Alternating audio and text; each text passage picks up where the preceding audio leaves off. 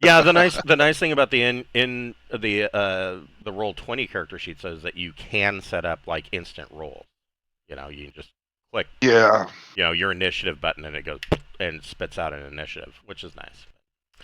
So, anyways, welcome to Braunhaven. We'll be picking up where we left off last week. We won't have Brian today. He has a commitment to go to a birthday party, so no Dentry or Jackson today. But that still leaves Borman, Malachi, Mavis, Alora, and Peppermint. I think you guys got this covered. Where we left off, you had just put down the crazy apprentice, who has evidently been bopping around the tower for some time because he wasn't able to get the codes like you were.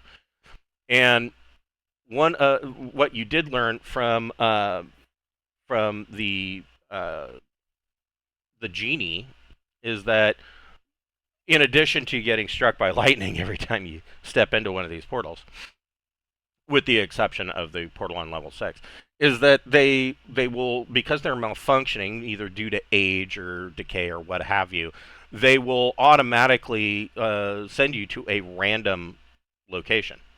And so um, that's what's happened to him. So Farantir has been in the tower for quite some time and has been bouncing around all over the place. And by the time he did make it to level 6 and was in the Temple of Massus, or in the Shrine of Massus, he was quite mad. Um, and he attacked you, and so you dealt with him. To be fair, we attacked him. My shit rock. Yeah. I cast choke on him before anything else. Because he was casting. Yeah. Yeah. Yeah. But I mean, I didn't necessarily know what he was casting. It could have been a blessing. We don't. I need to get smacked with the healing stick and yeah. Mavis took a lot of damage. Okay. Do you want to? Oh yeah, you guys got hit by the lightning bolt. That's yeah. Yeah. Oh, I'm a lot faster. Like it is a lot faster to move the tokens about. Yeah. The jump gate is quite nice, and it's a lot smoother. So like in the Traveler games, because a lot of those maps I don't have a pre-printed grid. I'll use the grid that is on the or that is available through Roll20. That way you can use the measurement tool and it's accurate. And I noticed that even on that, the snap to snap to grid is a lot smoother. It's not so jarring. So yeah, I don't know. I'm a fan of Jumpgate. So far, it's pretty cool.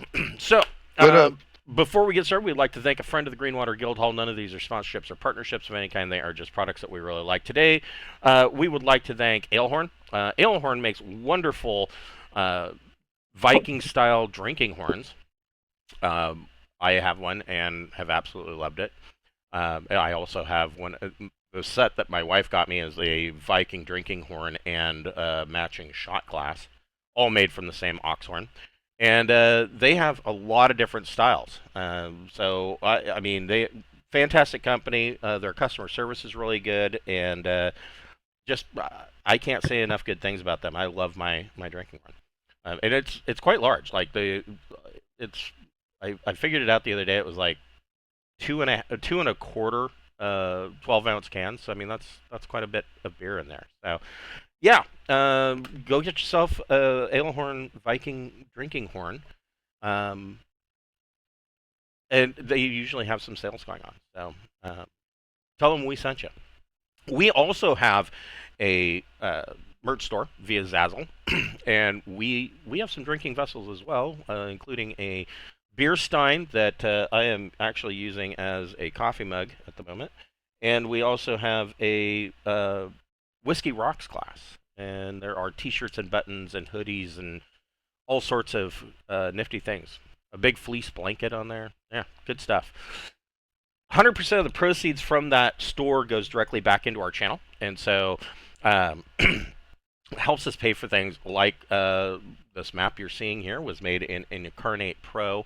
It helps cover that subscription. It helps cover our Roll20 subscription, our yearly subscription for Wondershare, things of that nature. So they're little nitpicky monthly fees that seem to add up when they're all added together. So if you want to help us out, go get yourself a whiskey rocks glass and a beer stein, and we really appreciate everything that you do for us.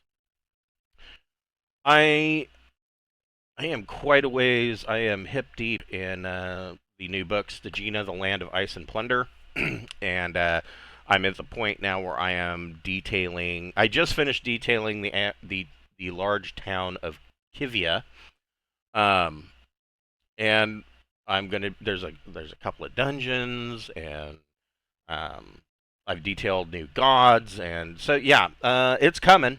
It seems that I'm kind of at this. I'm kind of at that crossroads of obviously I'm not going to detail every single town in the nation, and because that would be, I mean, we would be here until sometime next year if that was the case. But I'm at that crossroads of which ones do I detail out, and so I think I've got a plan of attack. But yeah, it's You need coming. at least 4 or 5 paragraphs on every one, though. I've got more than that.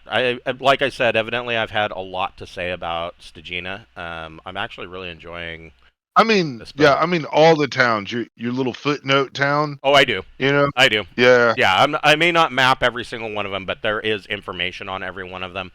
Um, Then you're good. yeah, and I so would. yeah, and then once the details of the area are done, then I get to go in and start working on the adventure itself, which is going to be interesting. So, yeah, that's coming. Don't really have an ETA. I would love to see it come out before Christmas. But I don't. I'm not gonna put. I'm not gonna put a timeline here. So, um, but it is a possibility. That's kind of a goal. So, having defeated Farantir, I mean, you've got these double doors here that lead into what they have told you is a temple. Yeah. Specifically, this is the temple of Anubis and Kebechet, which are gods that you've never heard of. Man, I touched the There's nowhere healing. else to go. Yeah. Only Well, alternative is resting. yeah. Well, I mean, we could. I touched the healing stick with both my guys, and they still both have 5 damage. So, Okay. Yeah, if you guys want to we. slap some heals, you can do that. I don't know. Let's let's see how it goes. If we start getting banged up, we always need to be ready to run when we're light partied like this. But I'm all for checking out the temple. I mean, I would like to figure out where the fuck we put these rods that we went all the way across the fucking country to pair together. Yeah. I got, so we were going to work on getting Peppermint a ranged weapon. I did get that wand of lightning bolt. That would work pretty well temporarily, right? Yeah. Well, hell yeah, it's got 14 charges. So I'm going to hand that over to her so she can do something from across the room. Yeah. I don't know. I'm missing a little bit of help. We can run. We need to. Yeah. Well, now Malachi just hit the wonderful level of magehood. He picked up the haste spell, which can really make us seem a lot better. And his magic missiles now spit 3 missiles. So, I mean, he is now officially a paper cannon. But those haste will give us 2 attacks. Yeah, that's really And nice. speed us up to walk. And haste casts on the whole party. So, Oh, wow. Cool. yeah. Dang. Yeah. All right. Let's see what's in there. Okay. Who wants to look On at- here. Oh, are you looking at the spells I just named out? No, I'm setting something up. Oh. It's a dragon with 30 heads. Yes. And it poops unicorns, and there's unicorns lounging about. All right. So, who is opening the door? Well, we're going to check it for traps first. That's you know, not a terrible idea. and I rocked that roll. Yeah, you don't find any traps, and the door is not locked. And like Can I said, I the listen? description of this No, door I is that it is they are large double doors that are upholstered in red rolled leather and are fitted with polished brass fittings. But when you open the doors, they are perfectly balanced. Like you can open once you unlatch the door handle, you can open them with like the tip of your finger. They are just perfectly balanced. Inside this room, you see that there are the first thing that you see is at the end of this hall. You see that there are a large Ereboschian statue, and at its feet, in the front here, are two other statues that appear to be humanoid statues, but they have the head of a jackal. Mavis can make an intelligence ability check.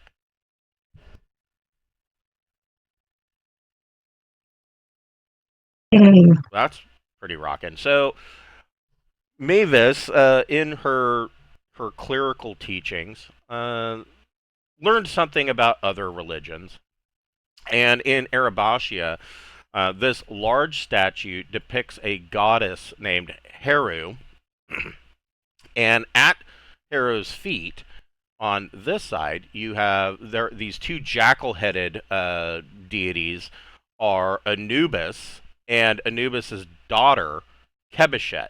Now, Kebechet is holding a hooked and looped scepter across her chest. Anubis's hands are empty. On the left and right sides of the chamber, and it is off-center, oddly,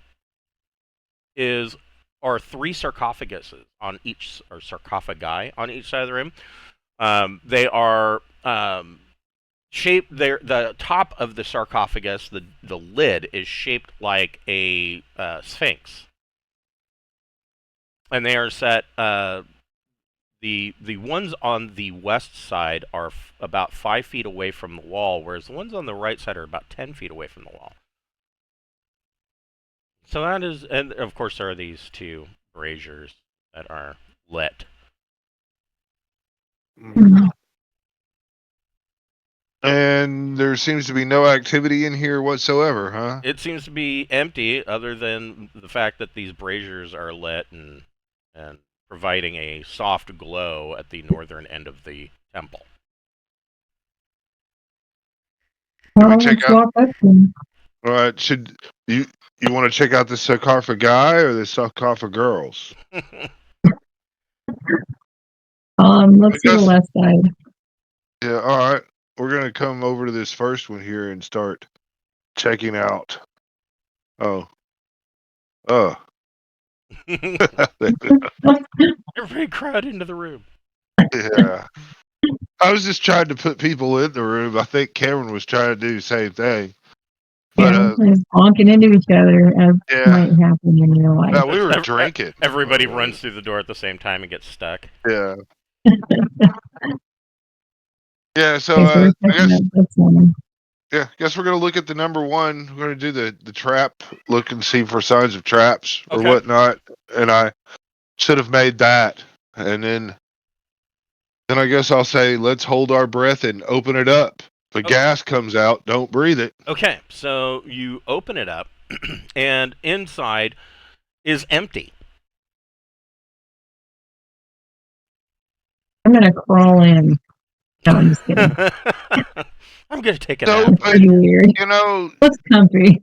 maybe we could take dude's assistant and put him up in here and say something nice and all. I mean, just because the guy went crazy and we had to kill him doesn't necessarily mean he's a bad guy. And Tasadantilis might, care how we treated his assistant that we straight up murdered in He'll stink a lot less if we put him in there. That's That's a good, good yeah. thinking. Okay, Yeah. so Okay. you're gonna stick Farantir in the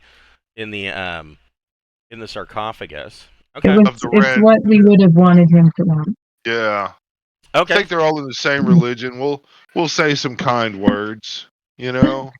All right. He was Let's put crazy prizes in all of to them. the most purest form that we've ever encountered, except for the time that we Except for the time you encountered fried the our crazy. cleric with a lightning bolt. Yeah, he forced us to murder him in the most glorious of ways. He was a guy. he was a crazy dude. He sure was a person. That's Yeah, true. he was a person, and then we'll close the sarcophagus on him. Okay. Well, look at this one. Yeah, we're Same. gonna do this all the way around. So, and then where are Laura, Malachi, and Peppermint moving to? Everyone's just Malachi's wandering not around. going. I don't know. Yeah, we're just kind of creeping around the room looking. Well, that was fucking loud.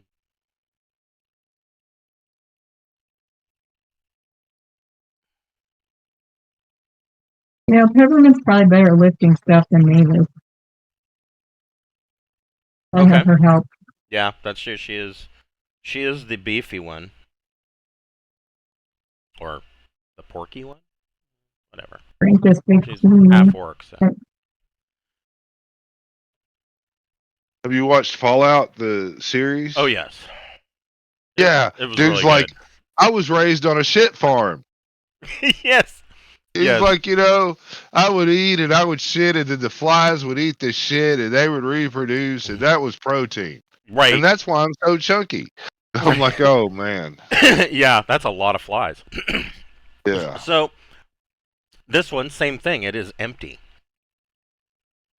All right. Should we split the guy up 6 ways and put a little piece of him in each of the? That sounds like something Malachi would come up with. Yeah. If he's bored while we're looking at these, you can feel free. Yeah, but no, we're gonna continue on. You're saying all of them. Does that mean we're gonna go all the way around and not find anything?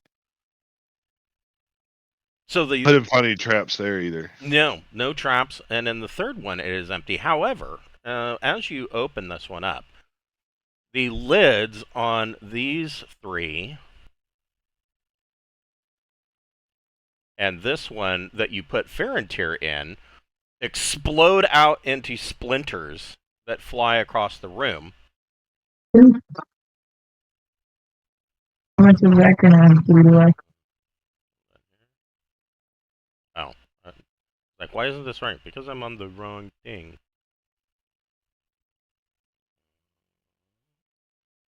They changed some of the map or the menu items. And bursting out of these are 4 mummies. Now, originally there were only 3 mummies, but you've stuck Farantir's corpse into this this sarcophagus, and he was turned into a mummy. Oh, shit. Well, we're not going to try to follow their religion anymore. Fuck that. I don't know. Shouldn't Malachi be interested at this point? Well, I definitely want to get one of these sarcophagi for around the house. Ugh. Ugh. Everybody can roll initiative. I'm gonna find my peppermint gun.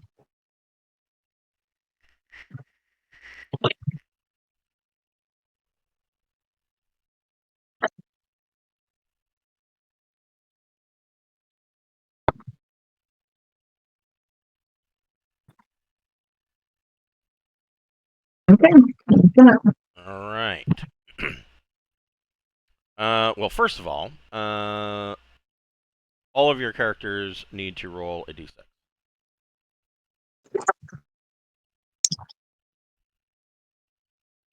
Which, 5 and 4, 2. 4, 6. So, was it Borman or Malachi that got the 2? Malachi. So Malachi is actually quite surprised.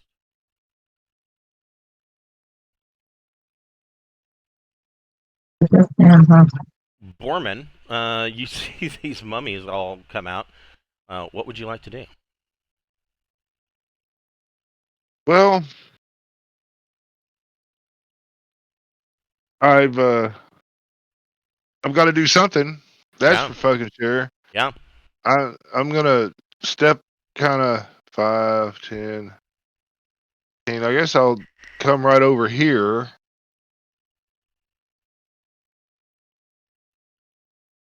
Yeah, Well, the measurement no. tool kind of works. 5, 10, 15. Yeah, I'm gonna come right over here, I guess. Okay, And I'm gonna throw my axe at this guy right here. okay. What I'm gonna do? Do it. Your Thaco is 17? Is that right? Yeah, 13 to hit. Plus, let's see, 17. That hits AC 4. Yes, it does. And the axe comes swinging at this mummy, and it knocks it out of the way, and the axe flips around the room and back into Borman's hand. Misses. Malachi is surprised. Laura, what would you like to do? Let me think here. I will. Gonna move a little bit. I'm gonna throw the dagger at this guy. Okay.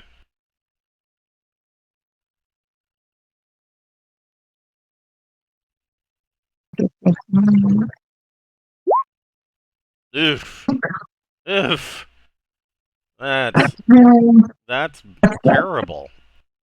Yeah.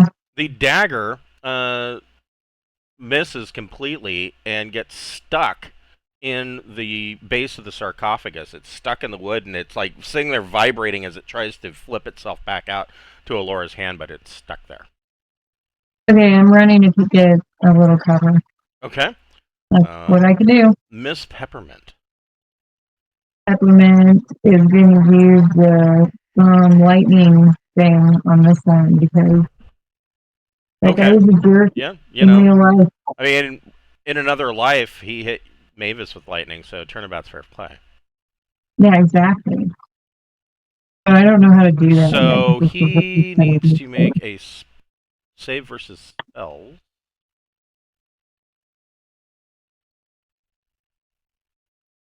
He succeeds, so he will take half damage, and I believe, I want to say it's 66, but don't quote me on that. It is, yeah, 56. Okay, go ahead and roll 66 damage, and we will take half of that for him.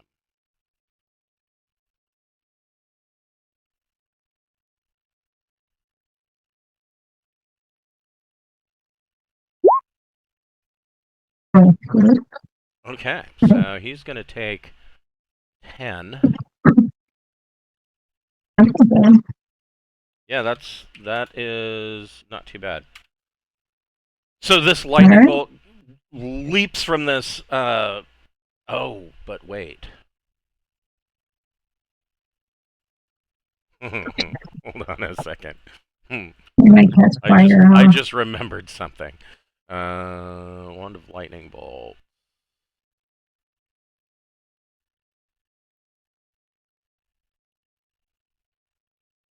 Five, 10, 15, 20, 25, 30, 35, 40, 45, 50, 55, 60.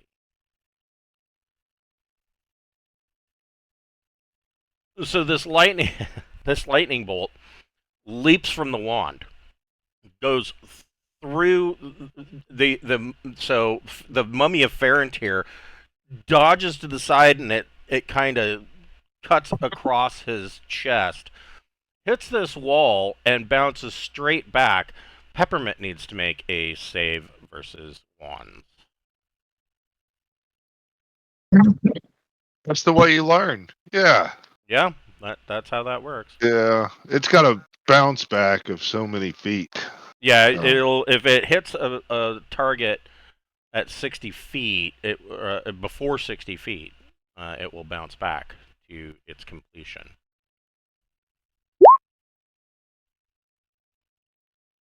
Okay, versus one. That probably hits. I don't know though. She's only Yeah. Oh, my wand is 14. Oh So shit. make it So Peppermint eats 21 points of lightning damage. a fucking guy. Is she down? Yeah, Okay. I'm a level 4 character. Yeah, it's not gonna. Peppermint can make a save versus death. Yeah,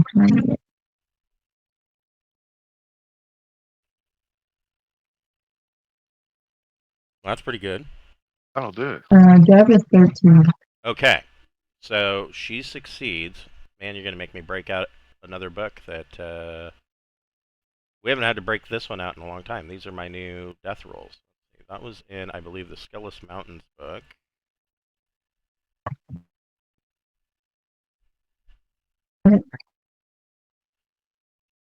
On page. We have a rich tradition of somebody dying whenever Brian. Alternate, right. Alternate rules on death. So, does Peppermint have a shield? Yes. Okay. Is it a magical shield? No. Okay.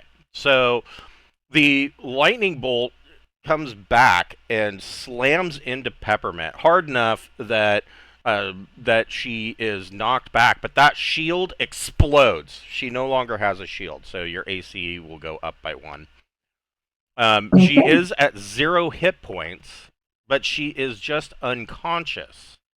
She doesn't have to worry about making or worried about con loss from shock and blood loss. The shield is obliterated, and there's really nothing to stop a foe from coming up and doing a coup de grace on her. But she's not dead. She is simply unconscious at 0 hit points. Okay, I cast it from here and then I move. So I'm gonna put her back where it's casted at, right?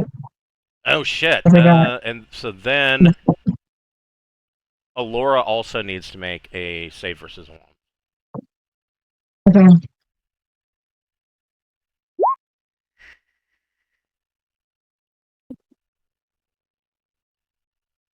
Oh No.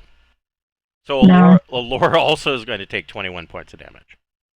Well, Laura fucking dies already. So. Alora can make a save versus death. Fuck. You guys are your own worst enemy. That's pretty good. It's 11 for death.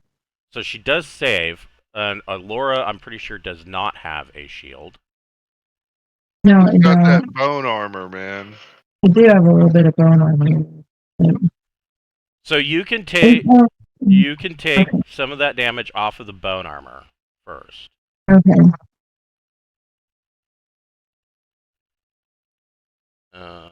She is Okay, I don't die right away.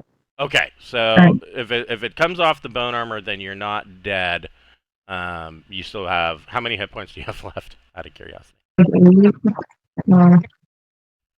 Not doing too great. You know, she's gonna need. Doctor's gonna need to heal thyself.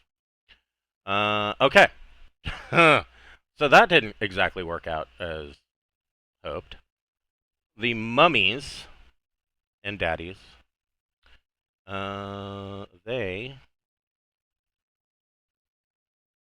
They're quite spry for mummies for being undead. 15. This mummy runs over, shuts the doors, and locks them.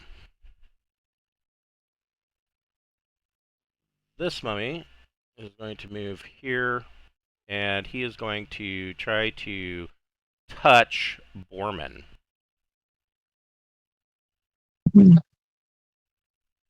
Are you serious? I got a nat 20. Borman's going to take 12 points of damage. And is there no save for this? Hold on.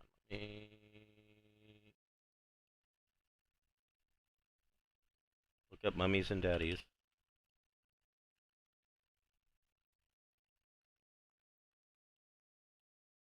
Well, lose a level. Is that what you're doing? No. No. But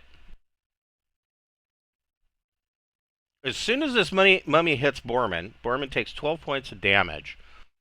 And you see Borman's skin start to decay and start to rot.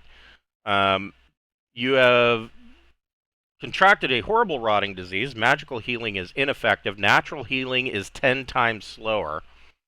And the disease can only be removed by magic. So a removed disease would be required in order to cure Borman of this disease.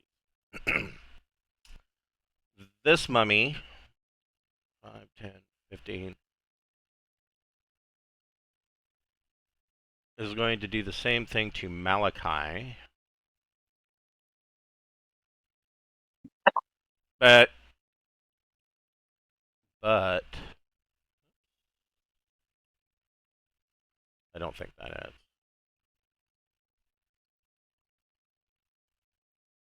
No, it does not. He swings and Malachi is smart enough to duck. And Farantir maybe has some memory of what he did to Mavis previously. He's going to try it on Mavis. And he's going to miss. Mavis is capable of blocking with her shield. Mavis, what would you like to do? You've got a mummy in your face. Are they all undead? They are. Or they're turnable? Yes. So let's see here. Does it Turn them. do anything? They are only harmed by fire or magic, and all damage to them would be reduced by half, but they are undead. So, let me pull up my cleric turning table. Let's see. So they're only harmed. They're not harmed by magical weapons. Yes, magical weapons or fire. And all damage is reduced by half. Let's see here. Except for... Well, that axe that I hit that guy with was a magic axe. True. Well, you didn't hit him. He blocked it. Oh, okay. Hold on. What was I looking at? I was looking at cleric. Okay, cleric. So turning. So Cameron rolled 2d6.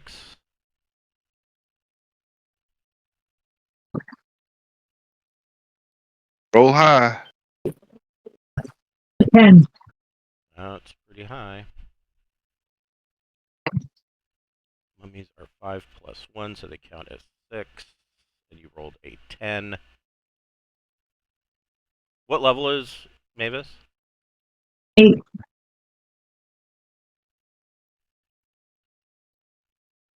She's level 8.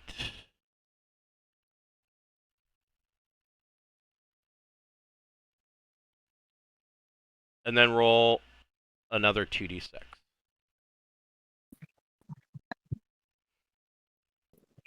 This determines the number of hit dice. So 5. So the Farantir mummy.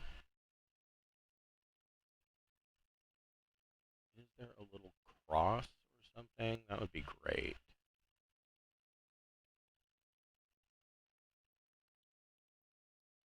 Yeah, we'll give him little angel wings. He's like, nope, and he is turned and will attempt to leave the area.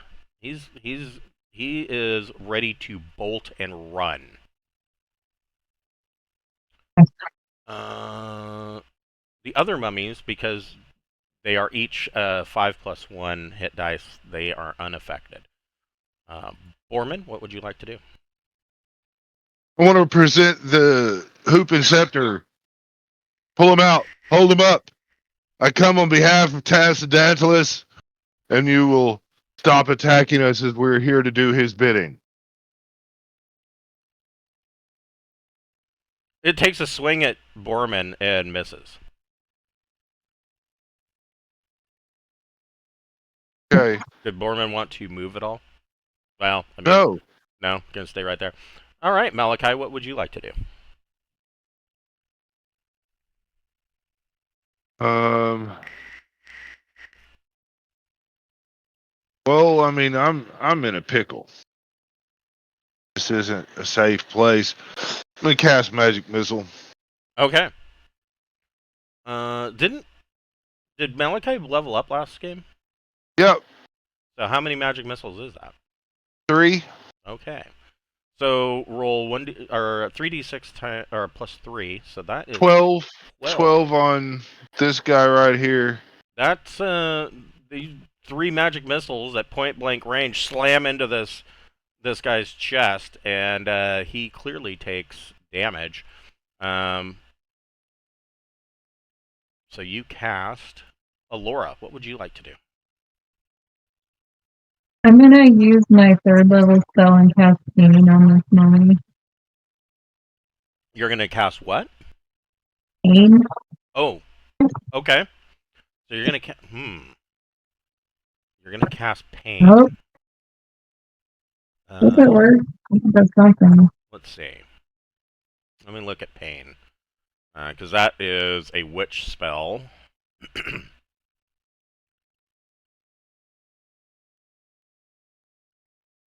Then the question is, I mean, do undead feel pain? I'll say yes. Why not? Undead think life is pain. They're like mummies are always emo. Let's see. Pain. One creature is plagued by hallucinations of extreme pain unless a save versus paralysis is made. So he needs to get a 12 or better. He does not. So, the creature wreathes on the ground with the following effect. So he drops to the ground. Any dex bonus to AC is lost. All attacks against the creature are at +2. All saves made by the creature are at -2. For every 3 rounds under the effects of pain, the creature takes 1d8 points of damage. So this is round 1. Well, we'll count down. Every 3 rounds, he will take 1d8 points of damage, and he is now on the ground in front of Malachi, wreathing in pain. Anybody that makes an attack on him has a +2 to their attack. Peppermint, what would you like to do? I'll stay on the ground unconscious. Oh, that's true. You are unconscious. That's right. That is right. Mummies. He's wreathing in pain. He can't do shit. Well, first of all, this mummy is going to run 40 feet as far away as he can. 5, 10, 15, 20, 25, 30, 35, 40. He gets to the door, well, yeah, he gets to the door and is like pushing at the next door. This other mummy is trying to stop him. And this mummy is going to swing on Borman again. God damn it, the 5s. It swings, Borman ducks, and it misses. All right, Mavis, we're back to you and all of your holy glory. Okay,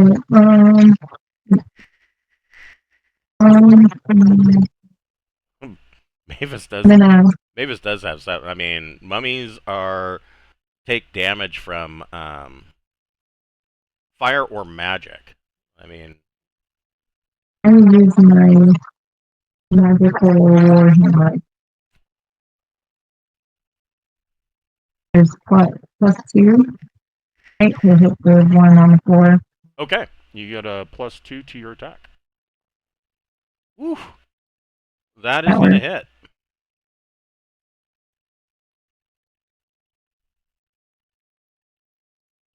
Okay. That was well. Yeah, so Mavis brings her warhammer down and smacks said mummy in the face, or right on top of his head as he's already wreathing on the ground.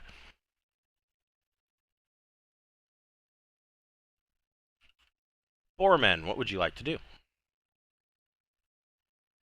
Well, shit. Yeah.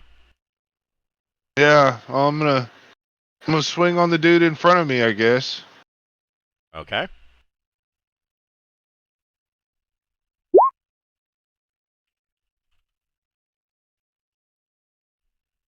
Oh, hold on.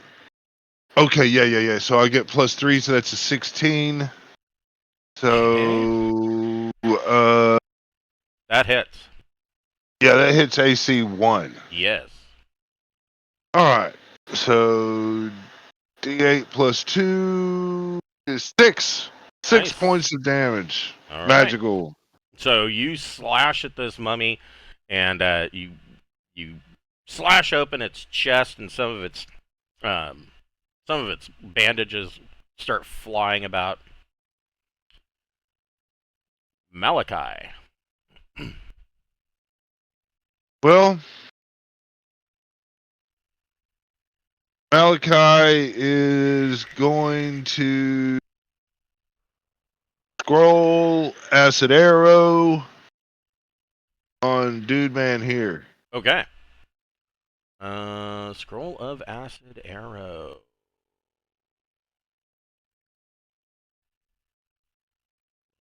It's 3rd level spell. Third level magic user spell, right? Yeah.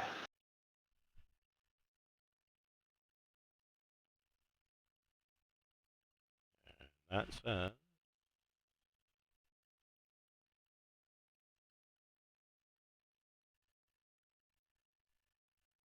Is it a third level? I thought. Oh no, it's second level. Acid arrow is second level magic user spell.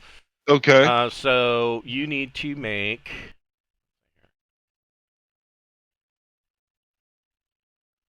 So it's a D20 plus your dexterity bonus, and you get a +1 to the attack. 11. What is your THAC0? Oh, I am a 7th level necromancer, so my THAC0 is probably 17. Probably. It is. It is 17. Okay. Your acid arrow misses and hits the sarcophagus behind you, or behind him, and you see that the sarcophagus just the arrow hits and splashes acid all over it, and the sarcophagus starts to bubble and smoke. But you miss the mummy. All AleHorn. right. Because I used the scroll, I can walk, though, right? Yes. Yeah. So I'm going to come over here to Peppermint. Okay. Okay. A second. Peppermint, are Sorry. you dead? I can raise you. Laura, what Yeah. would you like to do? I was thinking it might be polite to smack her with the um ring thing. But let's see. How much oil's in a vial? So an oil vial, an oil flask, I believe, is 1 pint. Let me Okay. double check that. I'm pretty sure it's 1 pint. That would be in Carcass Crawler issue number 3.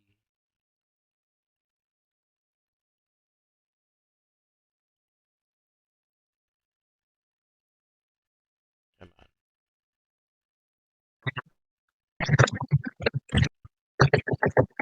Let's see, adventuring gear, an oil flask. Maybe it's not. No, it is not. It is in the player's tome.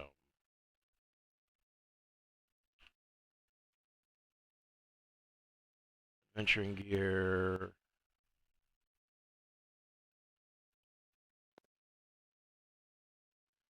Flask of oil fuels a lantern for 4 hours, 24 turns. In addition to fueling lanterns, oil can be used as a weapon. An oil flask may be lit on fire and thrown. It has... Oops.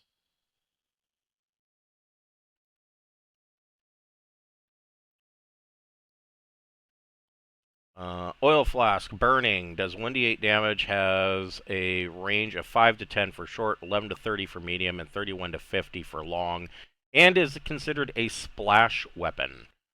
I have a better idea. Alright, so I have a ring of telekinesis.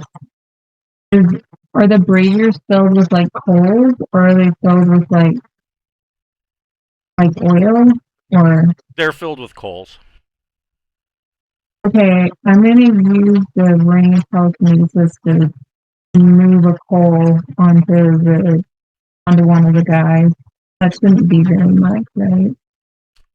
It says 200 pounds of weight, so I should be able to. So what are you doing? I have a ring of telekinesis. I Oh, want to take yes. some of the coals from the fire and put them on the storm array so it lights up. Yes, I would allow that. Okay. Okay, so That's a good use of the environment. that is excellent. In fact,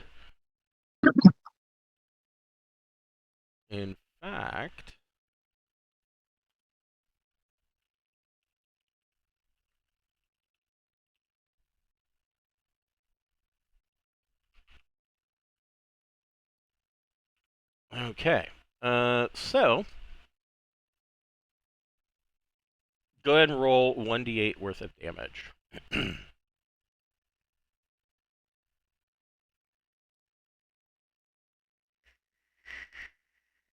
Ooh.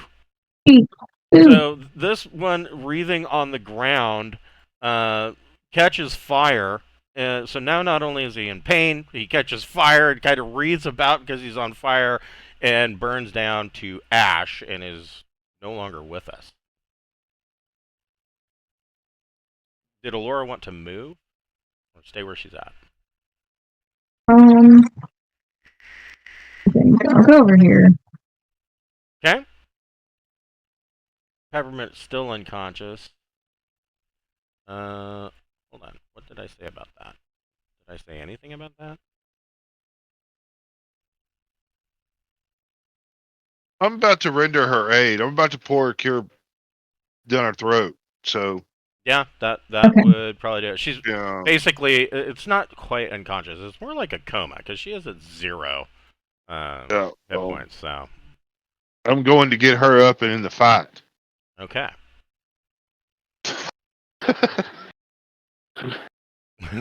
Sorry you. Get your ass Sorry up, you nearly plate died. Get up. wearing little piece of shit. You need to Sorry. go over there and hit a motherfucker. It's like playing Battlefield. Sorry you died. Don't worry. I got some fucking chest paddles. Get up and get back into the fight, soldier. So Peppermint's unconscious. The mummies. This mummy. So Farantir is rattling the door. The other mummy is trying to stop him because Farantir's trying to open the door to run further away. And the other mummy is now engaged in. Well, let's see. Is trying to grapple him to stop him from trying to open the door. This mummy is going to swing on Borman again. Oh. He's going to take a -2 though, because I have that cloak. Oh, that's true. So he would hit AC 0. Yeah, he misses. So Borman is able to parry away his attack. Mavis, what would you like to do? I want to help Born out. All right. And try with the magic more. Ooh, that's going to hit.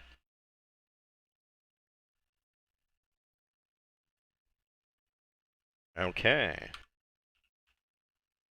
So Mavis comes up and slams his jaw with with her warhammer, and you could see the jaw is clearly broken, almost dislocated on the right side, and is now like his jaw's all crooked.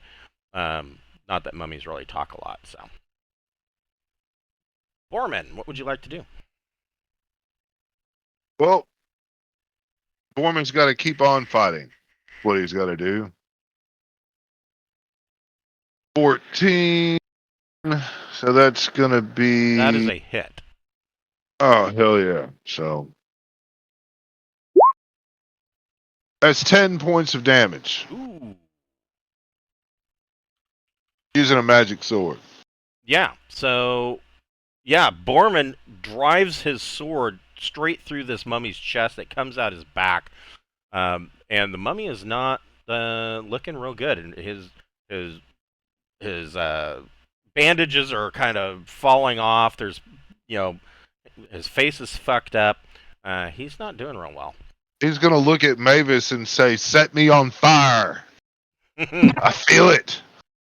Pour oil on me and set me on fire. Malachi, what would you like to do? Malachi is going to pour a Cure Light Wounds potion Okay, so down Peppermint's. 1d6 plus 1. 3 points of damage. Okay, so Peppermint wakes up with 3 hit points.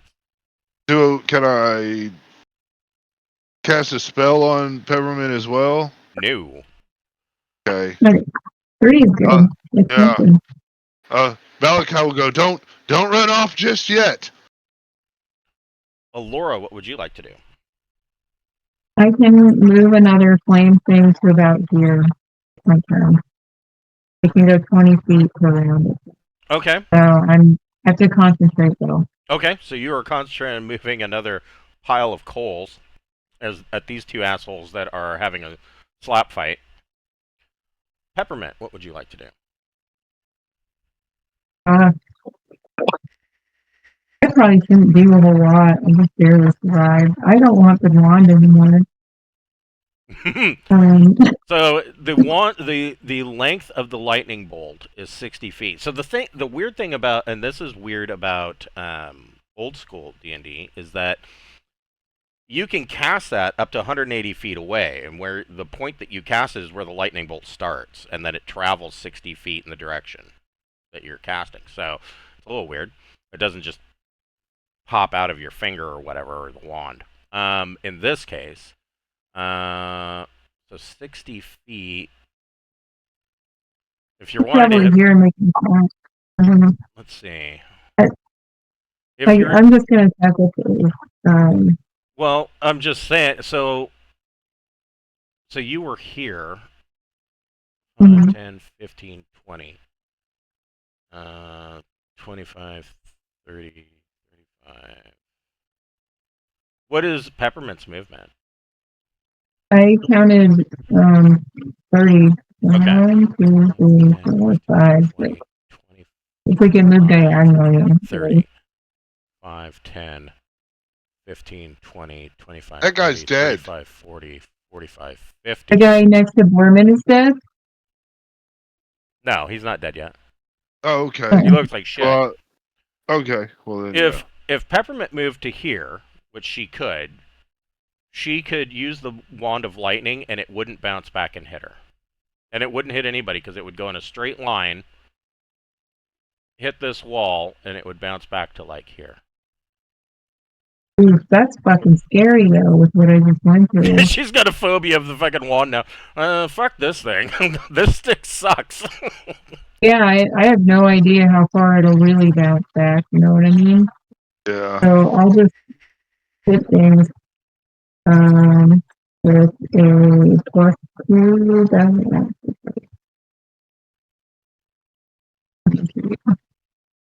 No, I won't, probably because I got my shit rocked last round. Okay. So you swing and miss. Mummy is gonna go for Borman again. But it's -2.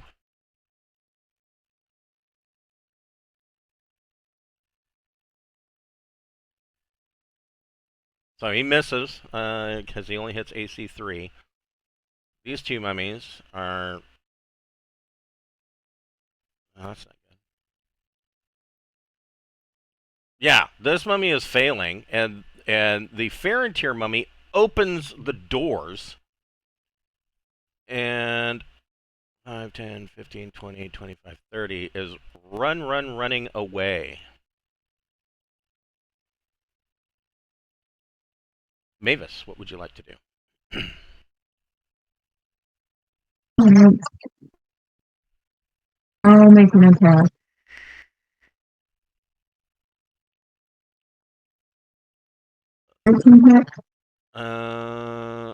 Is Mavis still Taco 17 or Yeah, 14? She is. 17. So you swing and miss. The mummy steps back just in the nick of time. Borman. Woman's gonna keep fighting and Yeesh. miss. And Miss miss. terribly. Yeah. Yeah, the mummy bats away at the flat of your blade. Malachi. Malachi is gonna cast Death Ward on Peppermint. Okay. Thank you. Yeah, I don't so know what that does, but it sounds funny. a living subject is warded so they do not die when reduced to 0 hit points. Instead, being able to survive and to continue to act normally until they reach negative 10 hit points. Yeah. Oh, cool. That's nice. Healing functions normally for the character under this ward. For example, character could be reduced to negative 8 and then receive healing spell taking them up to negative 2. Drink a potion of healing taking them up to 3 hit points. Nice. And this will last for 7 turns. So an hour and 10 minutes. Nice. Okay. Alora, what would you like to do? You gonna move that? I'm gonna that. move it all the way over. Okay. So Yeah. go ahead and roll D8.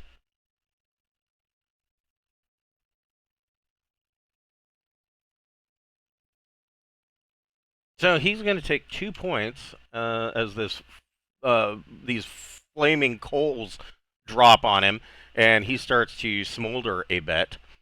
He will take D8 for the next 2 rounds due to tasting like burning. Peppermint. That's going to hit. Yeah, that gets some. Oh, yeah. That Death Ward has a range of 60 feet, by the way. I didn't have to walk over there. Oh, wait, do I have my strength for this? Yes. Okay, so plus 2 more then. Okay. Yes. And Peppermint's using that Warhammer again, is that as well? I wrote plus 2 battle axe on this Oh, one. plus 2 battle axe. That's even better. So Peppermint swings down her battle axe and splits this mummy in half. She can move if she would like. Okay. I'm feeling invincible. Alright. Okay. She can move full 30. Yeah, I don't know. I'm not feeling that invincible. Over here. Okay. Yeah, Death Ward is not going to stop you from dying forever. It's just negative 10. So this mummy, It's nice. this mummy closes the doors and locks them again. This mummy.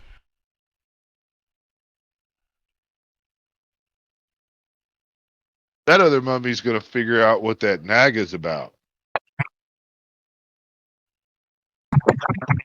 Mavis, what would you like to do? You still have the one mummy that is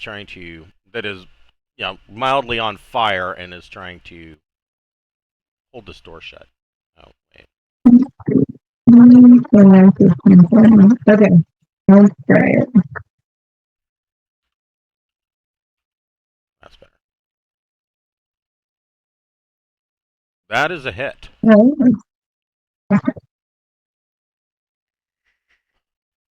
Ouch. So Mavis comes over and bashes this mummy in between his shoulder blades, and you hear a crack. Borman, what would you like to do? Borman is going to walk right up here and attack. All right. That's a hit. All right. Plus 2, 10. 10 points of damage. Nice. Borman comes up and slices this mummy in twain. Oh, And Farontier mummy makes it to the teleportation circle and runs away. someone random now. That's pretty crazy. All right. Yeah, we're in serious need of some disease healing. Yes, and Borman. What does this say? I have that magical Huntington treatment. I swear it says it removes disease. There's wounds disease poison. I have 4 more. It seems like a really good time to use it if it's like literally rotting. So, yeah, so it's disease, not poison now. It's magical unregent, and Oh, it yes. says That's right. wounds, disease, or poison. Yeah. So, yes, you can cure Borman of his disease. And he won't be smelly anymore. It'll be great. yeah. And you guys can also heal up, but also... I don't have that much healing to go around.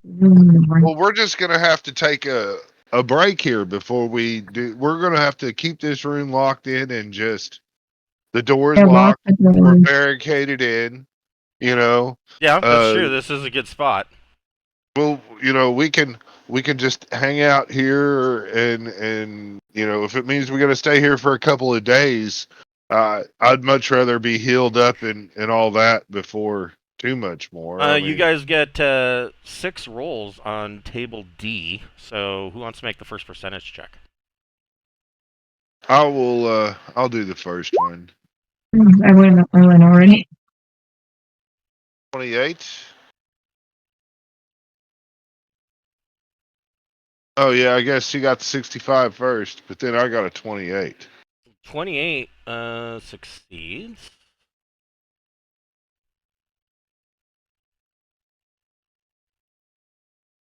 That is... You find 7 gems.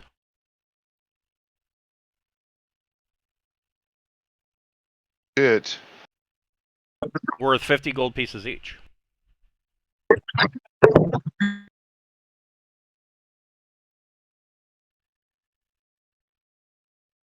Um, Peppermint.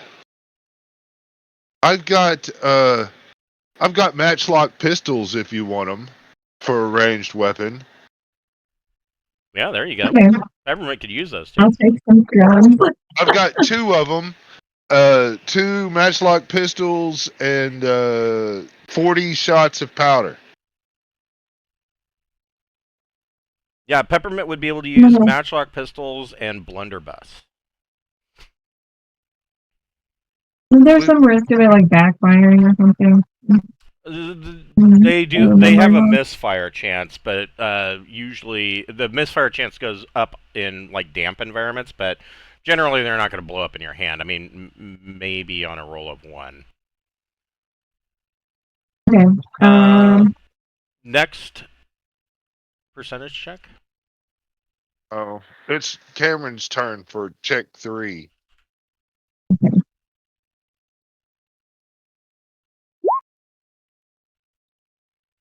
That succeeds. Okay. So 2 magic items and a potion. Roll percentage again. 62. Oh, Oh my god, you get a potion of healing. In fact, roll percentage again. I hope it's a badass one.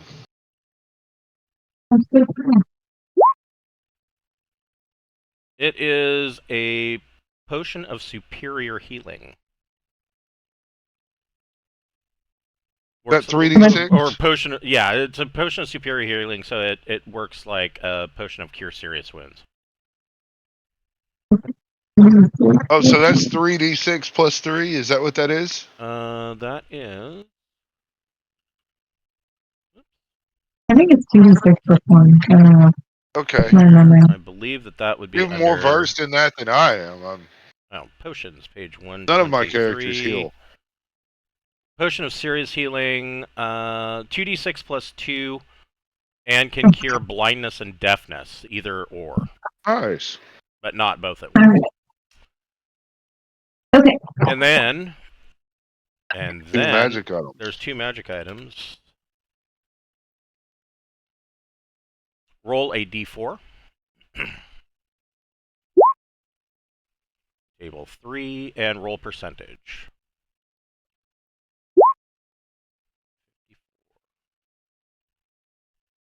Ew. What is that? This is just check 3, isn't it? Check 4. Check 4. You find a tome. Roll a d6.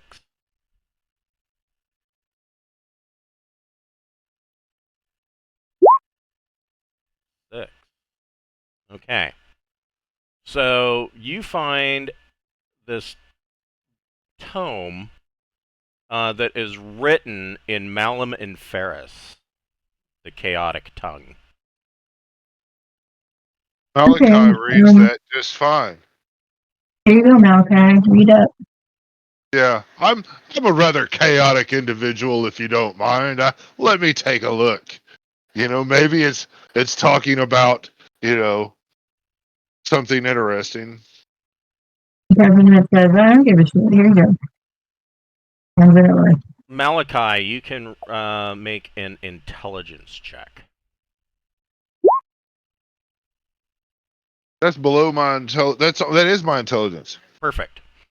You determine that this is a Librum of arcane power, and it is of the chaotic alignment. If a chaotic arcane caster reads this, you can gain 1 experience level. And once you gain that, it disappears forever. And it takes 1 week to read it. Put that in your back pocket.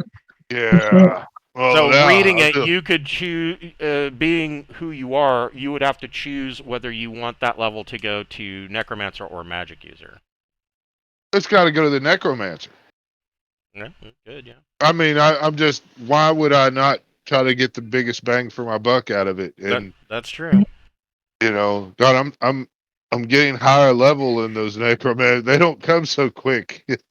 Yeah, that's true. That is true. And then roll another d4. Me? Cameron. Okay. Oh, sorry. That's okay, because I rolled a 1, and we don't want that. A 2. I don't know. Roll percentage.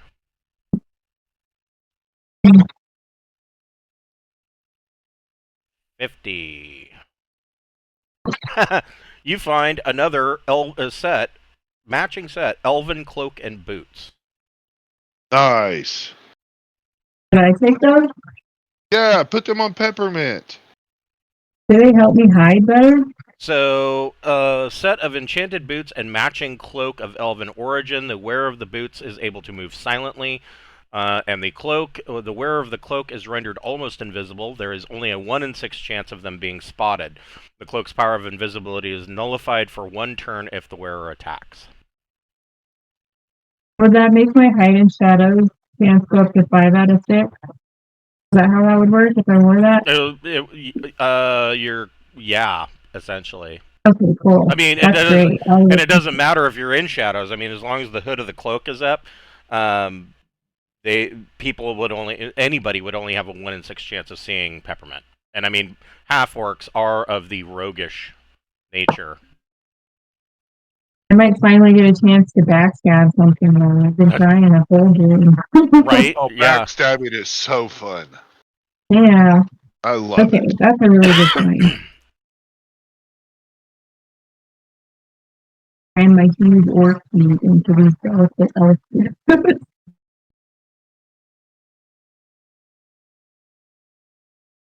And we got what? 2 more of these?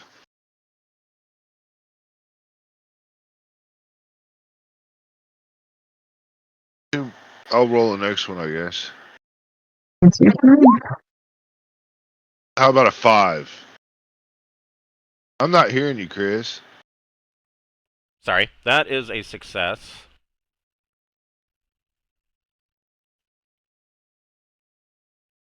Man, I'm hoping we break the barrier to +3 fucking melee weapons. It's not a fantastic success, though. It is 4,000 copper pieces. Ugh. Okay. Hey, man, that's still 40 XP. I hear you. I will write this down to turn over to Brian.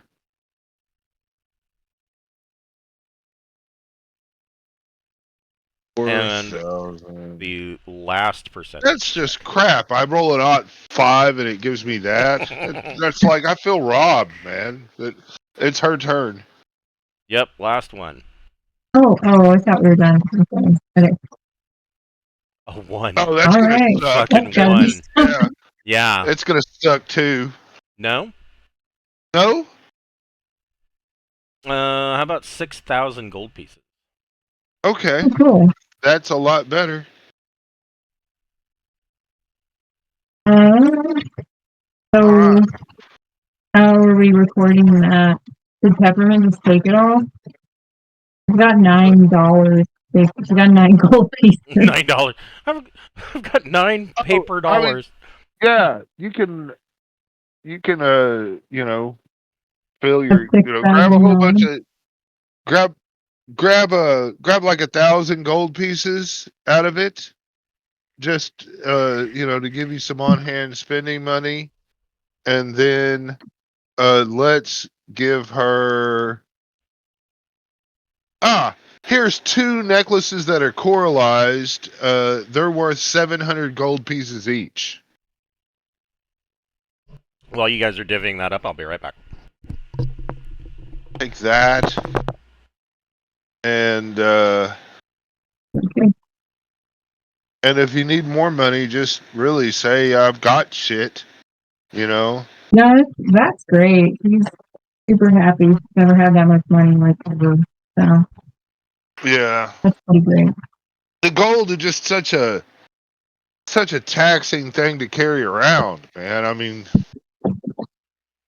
we make enough money that we should not have a lot of gold on us. For really, we should have some platinum, and all we have to do is say, hey, I want to go make a withdrawal from the bank and some scrying, and then we have And we're in that a rare magic. spot where we can't scry. Well, we can scry out, I believe. I just don't think we can We can't get back scry in. in. Yeah, I think we haven't tested that yet, but rest assured we will, because we're still on the same. I think if we leave the plane of existence, that we're going to be kind of, we might be cut off. So we should definitely see if we can scry back to the vault and make a big dump before we try to open up some kind of, I'm guessing now that we're gonna have some kind of astral gate or something open up when we put this shit in the hands of this creature, of this statue. So what But I can tell you, if you're going to try using the mirror, it does not work in here. Yeah, we're not going to try. We're just, that's okay. The tower is shielded from scrying, in or out. okay, well, we could try it again when we leave the tower, I guess. We want to use up all our healing spells that we can, and then rest. Yeah, cast what you want on who you want. I mean, yeah. If you got my disease healed, Borman is down 17, and Malachi is down 9. Nope, 5. Okay. Peppermint's hurting. And Peppermint's Peppermint's got 8 out of 15. So she's also down like 7. Aurora is down 10. So let's see. I have a cure light wound for 3 people and a cure serious wounds. So I think Borman has the most okay. loss. So anyway, so that's for Borman. All right. So Borman is only down 10 now. And then here's Malachi. Worked out to 7 also. Okay, Malachi is now. That just tops him off. He's fine. And I'll do one for Laura, one for Peppermint. Yeah. Wow, that's a Wow, lot of what a Laura. sevens. bomb. Yeah, that's crazy.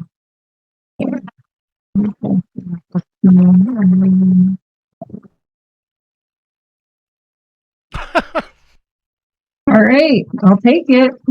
Yeah. That's great. That's all the way back up. And then we need a rest, right? Okay, so Yeah. you would for resting for the night, if you're going to bar this door, Yes. you only get 1d3 hit points back, and the reason for that is that there are no herbs or healing plants for Alora to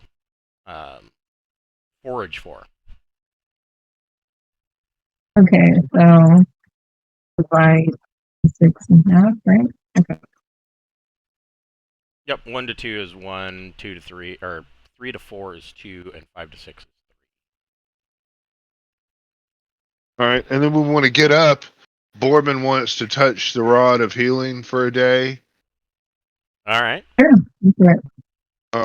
So that's another 3.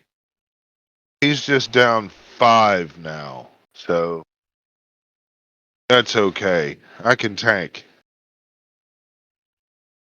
Does it look like there's a place to put the leaf inspector on the statue? So yes, now also because it is the death ward on Peppermint expires because you are resting for the night, and if you want to swap out any memorized spells, you can, of course.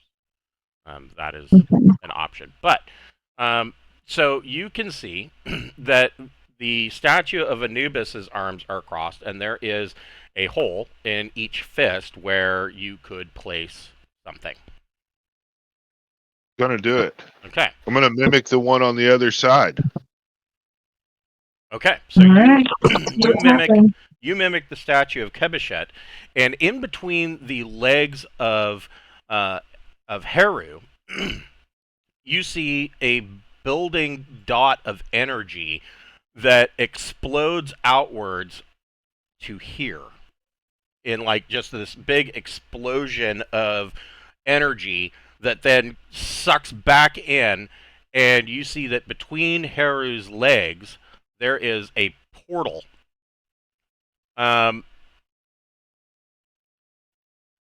Through this swirling vortex of energy, it starts to clear in the middle, and looking through it, you can see what looks like a dense forest on the other side. You jumping through? Yeah, I mean that's we Nope, want it's over we there. want Gentry and Jackson to go with us though. Oh yeah, they would. Yeah, we're not going to leave them by. There we Okay, good. go. Okay, hold on. But a moment. You just have that big old stack of characters now. Yes. I'll be back in a second. I have a feeling we're gonna move dimensions though. See. There it is. Like, where did I put all of this?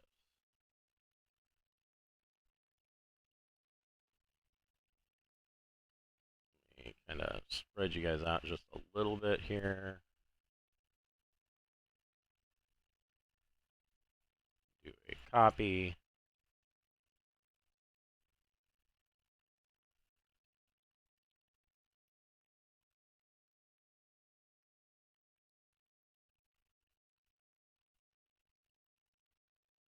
And actually, we're going to just do this.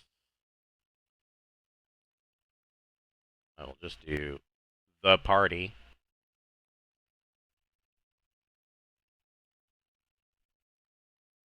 Clear that for now.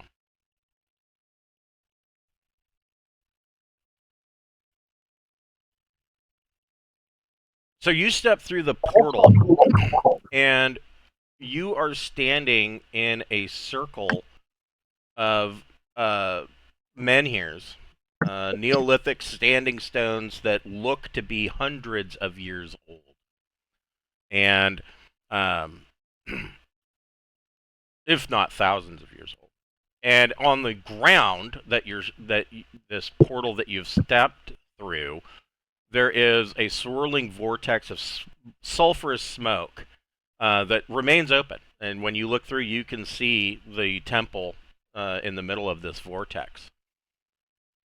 There is a rough path that leads to the northeast and to the southwest through this dense forest.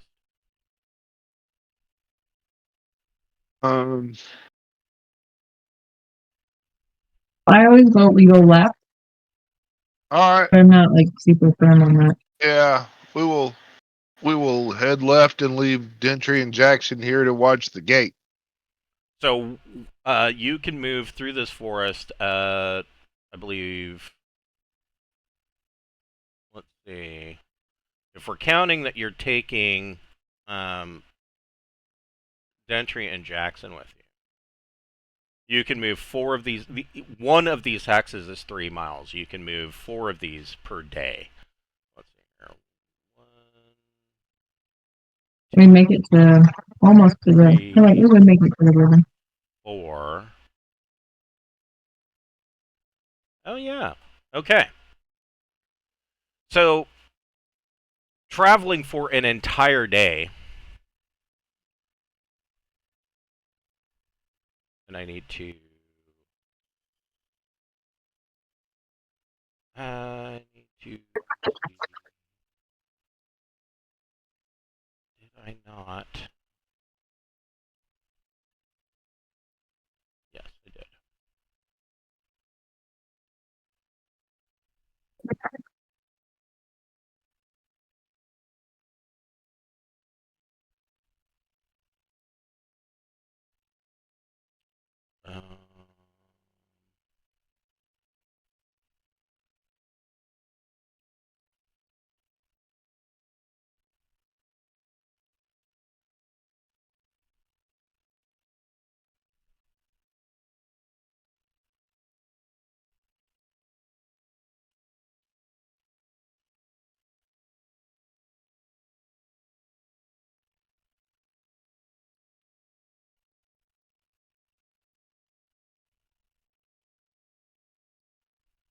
Found a village. Alfenheim. And we're gonna kill everybody here.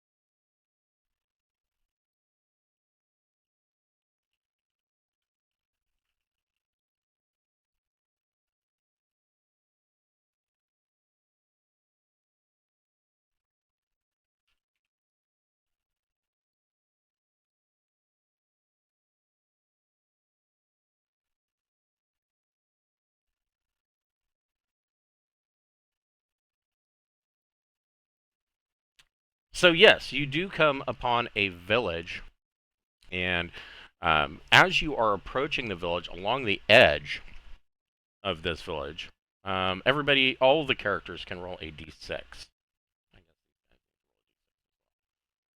They are not surprised.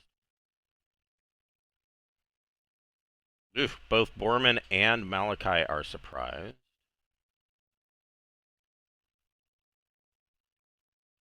And the people who roll a 1 are surprised, right? 1 or a 2.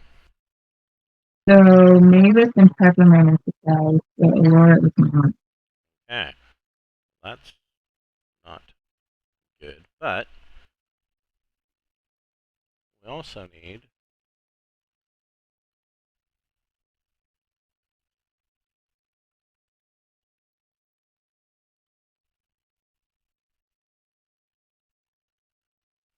So, as you are...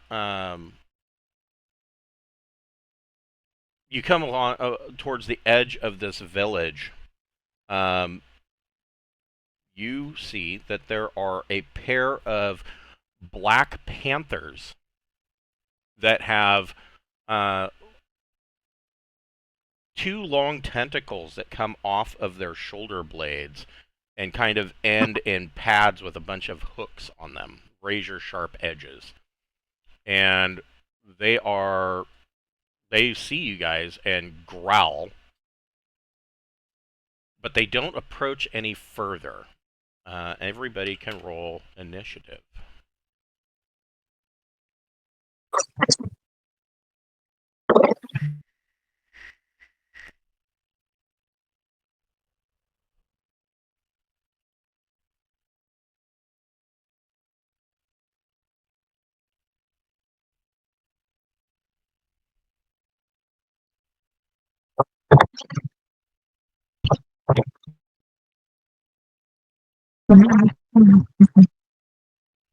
And Mavis, there we go.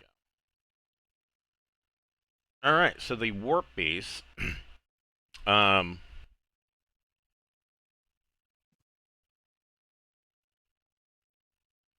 kind of sniffing at the air and just kind of checking you guys out. But they don't appear to be getting too close. What is the... Oh, each one of these squares is 10 feet. So they are like 10 to 20 feet away from the party, but they do move so that they are kind of going into flanking positions. Let's see. Peppermint surprised. Alora, what would you like to do?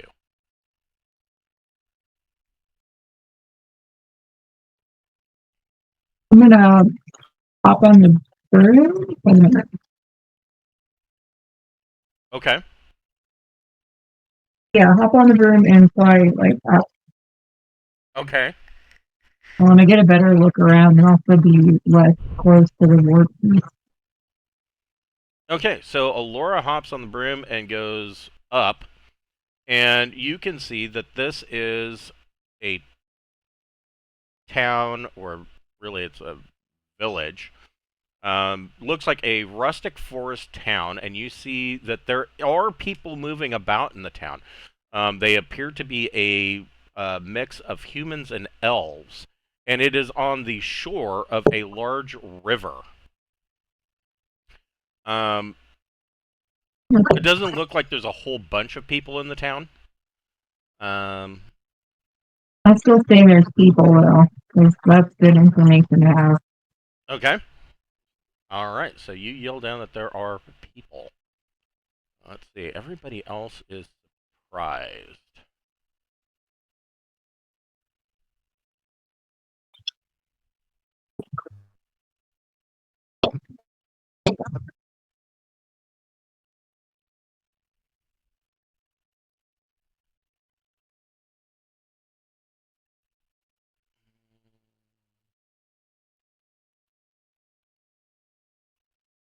So these cats move are still checking the party out, but they are hesitant to get too close.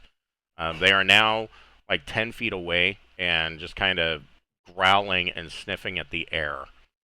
But everybody is no longer surprised. Peppermint, what would you like to do? I'm gonna start walking towards town. You're just gonna ignore them. Fuck these cats. Okay. Yeah.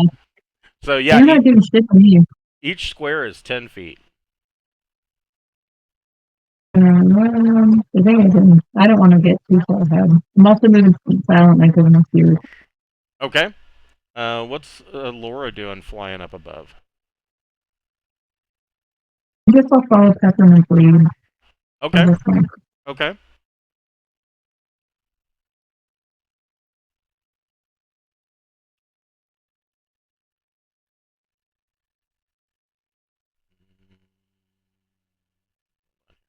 Find this. Go.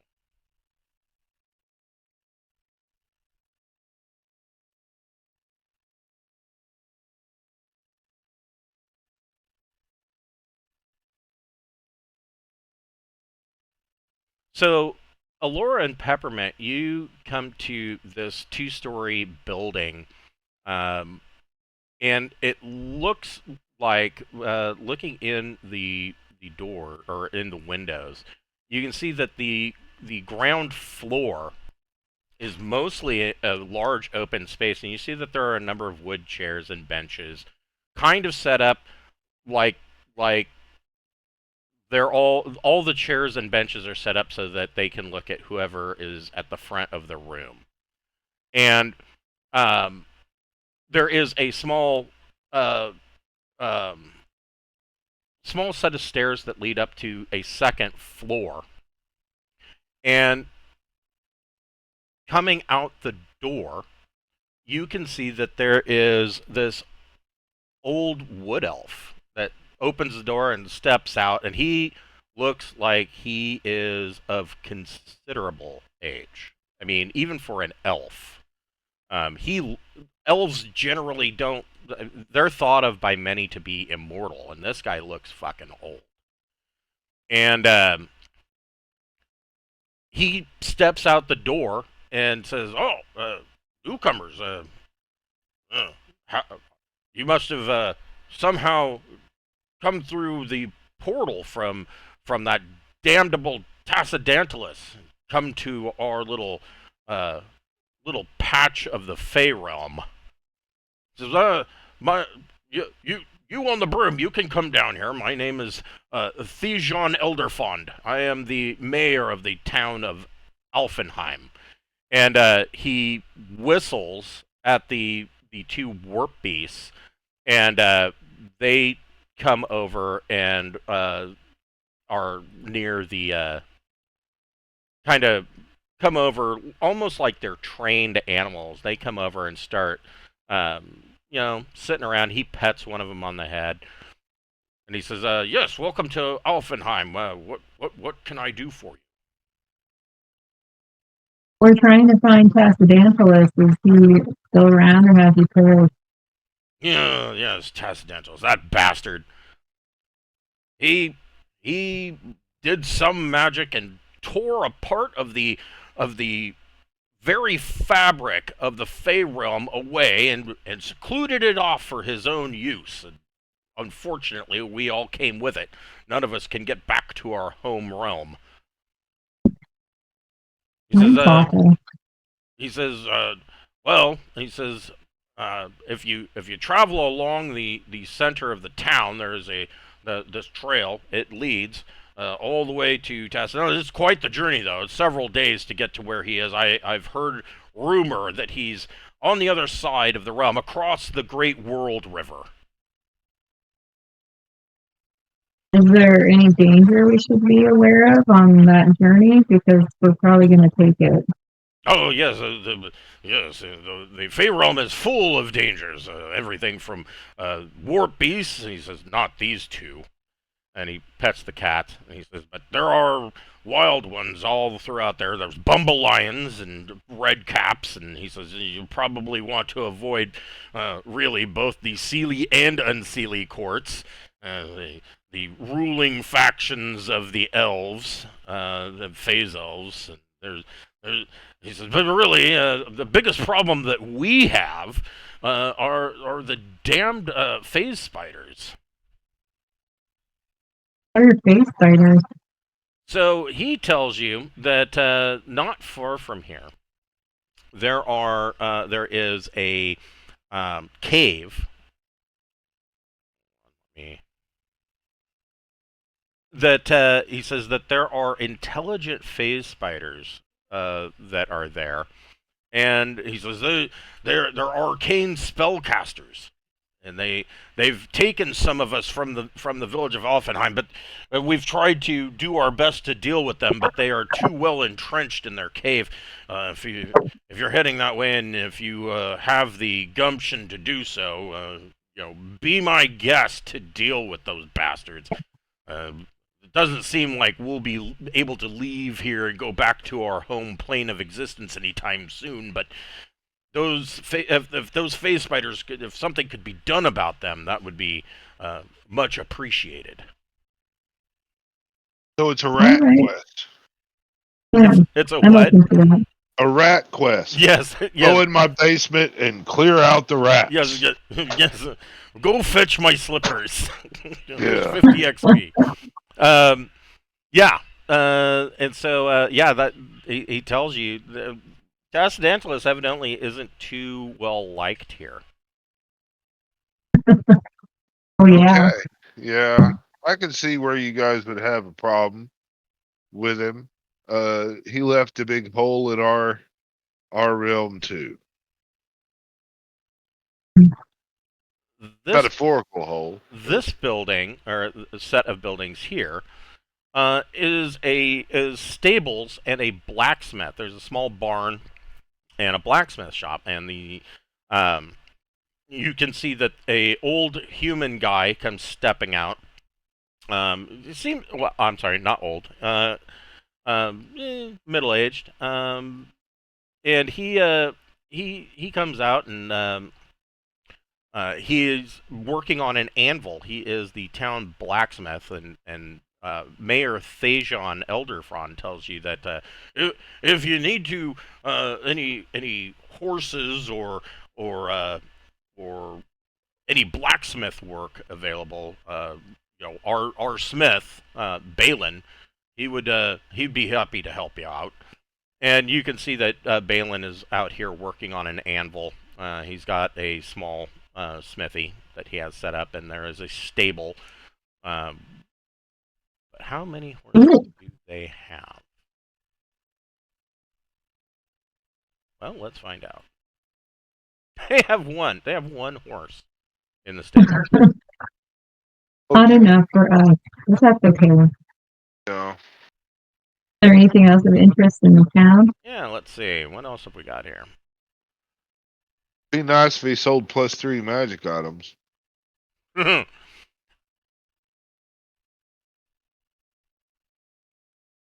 This Is building. there any magical shiny shit that if we clear out the spiders and come back, will the mayor, give us? Oh, there's undoubtedly things in there. Those damned arcane spellcasting phase spiders have been snatching up people and going around raiding all over the region. So I'm sure that they have collected a vast amount of treasure. This is a shrine of Aphemrael, which is an elven minor deity. It's basically a small church. There's a vegetable garden out front, and there is a wooden statue that's 8 feet tall that depicts this minor elven god, Aphemrael. Not really well known to anybody else other than the elves. But he is known for his love of woodland creatures, song, and strong wine. So there's a church. What else is there? God damn it. There we go. My mouse keeps disappearing. These It's a really buildings, small town, isn't it? yeah, these buildings are all number 5, or these small buildings. There's a number of these small residences, little rustic homes, relatively small, usually either 1 or 2 stories. They seem to be well supplied with firewood that's kept along the side of the house, and you can see a number of people kind of poking their heads out the doors, looking at the newcomers. 6, right here,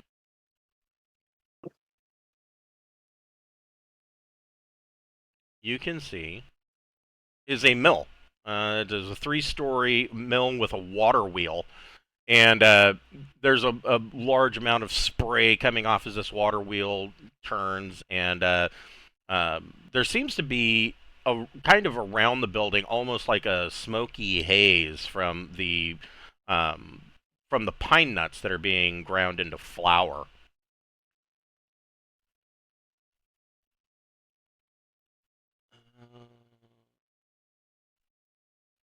This building, right here,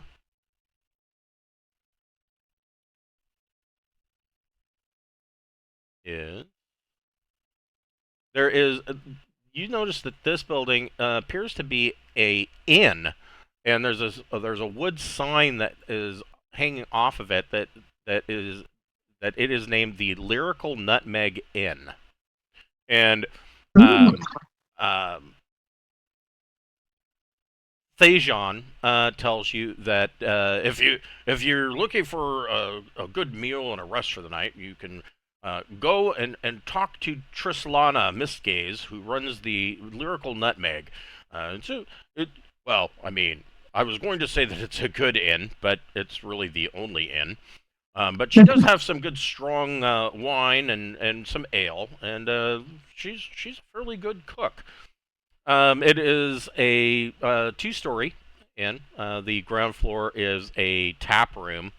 And Thajon tells you that most of the town residents actually go there in the morning and for breakfast, and then again in the evening for dinner. Kind of, their community. Everybody, of course, knows everybody else. So that's kind of their daytime thing. And occasionally people will stop in for lunch. And he tells you that Trislana inherited the Lyrical Nutmeg from her mother and father, but they were killed in a warp beast attack. Just shortly after this demi-plane was created. And so she seems to be, he says, don't pay any mind to her if she seems gruff. She's a little protective of the other people around the town. But she does have rooms available for rent on the 2nd floor. Not really probably going to charge anybody anything, because what are they going to do with money? They're kind of trapped. And so most everything is offered, in barter. So I mean, if you guys, well, we're gonna go kill those spiders and free their people if they're still alive. Then yes, you would be more than welcome to a room. I'll see to it that Trislana gives you a room if you're going to deal with those damned spiders. And then finally, up here, right, Cameron, you're cool with doing the goody yeah, that's fine with me. Yeah, totally. I figured you'd be all on the goody two shoes, this last do building, the right thing and all that. This last building at the northern edge of the town is a small village market, and this is like a 2-story warehouse type of thing. There are a number of open crates and barrels. There's like some brightly covered awnings that are standing out here that underneath them are hanging dried meats, dried fish, and there are these bright red flowers. And Thajon tells you that if you're heading north, you'll want to avoid those bright red flowers. They are quite fragrant and they smell very good, but those are fey poppies. And he tells you that they can cause you to fall into a deep sleep. Sometimes you may not wake in time and you would die. And so, those are common, he says, that throughout the forest here. But there's fresh vegetables, fruits, dried meats, dried peppers hang from awning poles, sausages, things like that, all in this little market. And that's pretty much the entire town. You see that there are numerous numerous town folk wandering around. You do see some of them are armed, not overly heavily, but they are wearing leather or chain armor, and are they're carrying swords, but there's not very many of them. In fact, there are the whole town has a total of 4 of these veteran guards. 2 elf, 2 humans. I won't mess with them. Let's see. Malachi, Mavis, and Alora can all make an intelligence ability check. I did not. Okay.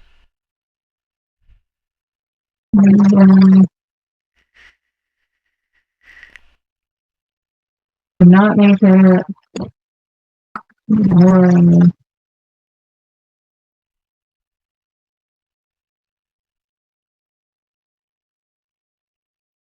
Made it. Okay. So it occurs to Alora looking around. So if this demi-plane was ripped away from the Fey realm, and essentially it would have had to have been before Tasadantilis got locked away in here, because this is the extra-dimensional space that is his prison. That would mean that this was probably hundreds of years old, or has been here. All of these people have been here all this time. You don't see anybody aging to the point of infirmity, or really, you don't see anybody aging at all. Oh, weird. And Ooh. the other thing that Thejon tells you, this is, he says, he looks specifically at Malachi when he says that. Tells you,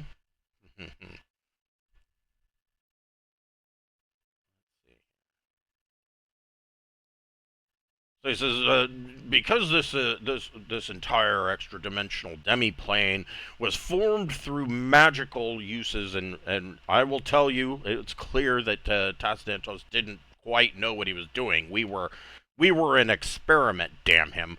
But there is a wild magic about the place. Magical weapons have a 15% chance of causing a wild magic effect on an attack roll of a natural 20. Wands, rods, and staves have a 20% chance. Casting a divine spell has a 15% chance of complete failure, while still expending the memorized spell but producing no effect. And arcane spells, directly manipulating the fabric of magic itself, have a 25% chance of producing a wild magic effect. Divine rituals have 25%, and arcane rituals have a 50% chance of causing a wild magic effect. And things that the wild magic can do is that the caster might age 10 years, or when you cast a second level 1 arcane spell, targets a random creature as just a second spell. Another one, the caster shrinks to 1 inch tall for 1d8 turns. A cloud of stinking gas envelops the party, drawing 3d10 shrivelkin. The spell is maximized, dealing maximum damage at maximum range, is another one. The caster becomes 10 years older. I'm sorry, 10 years younger. The spell causes an explosion, causing 3d8 damage in a 20-foot radius of the caster. Another one, 1d4 magic missiles streak out, hitting multiple random targets. Another one, caster enlarges to twice their size, dealing double melee damage for 1d8 turns. Or the caster's nose grows by 2d4 inches and they grow a full beard. So you never know what's If we do what? the caster. If we do any stuff? Yeah, this can happen if a wild magic effect is created by using a magic item or casting a spell, and there's a percentage chance that a wild magic effect can come about. And he says that this is a unfortunate feature of the entire demiplane, because it was torn away from the Fey realm. Wow. He says, he's looking at Malachi and he's like, so you'll want to be especially careful slinging those spells. Oh, thank you. Perhaps we should purchase some mundane weapons so we don't When was that? Every time we swing a magic sword, does that count? Only on a nat 20, and then it's only a Okay. 15% chance.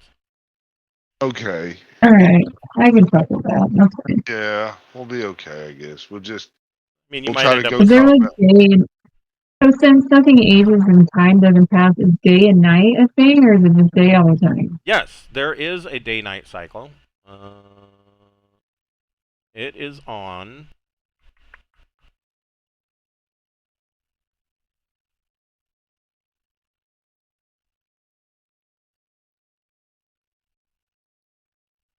Yeah, day-night cycle is normal. But when you look in the sky, you don't see a moon or a sun. You just see the sky kind of get lighter and darker as time moves on.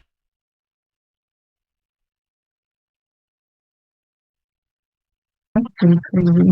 Mhm. So how do they know what time it is? Well, they just kind of get used to it.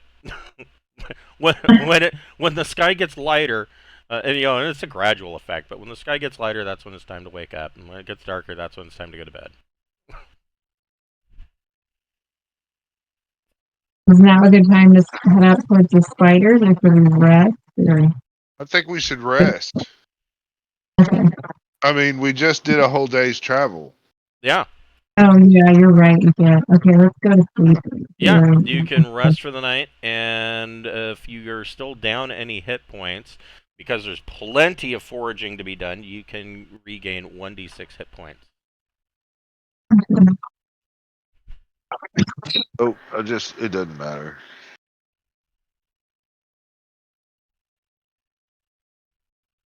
Yeah, I think everyone's back to full health and on that thing. I agree. I'm good. Okay, yeah.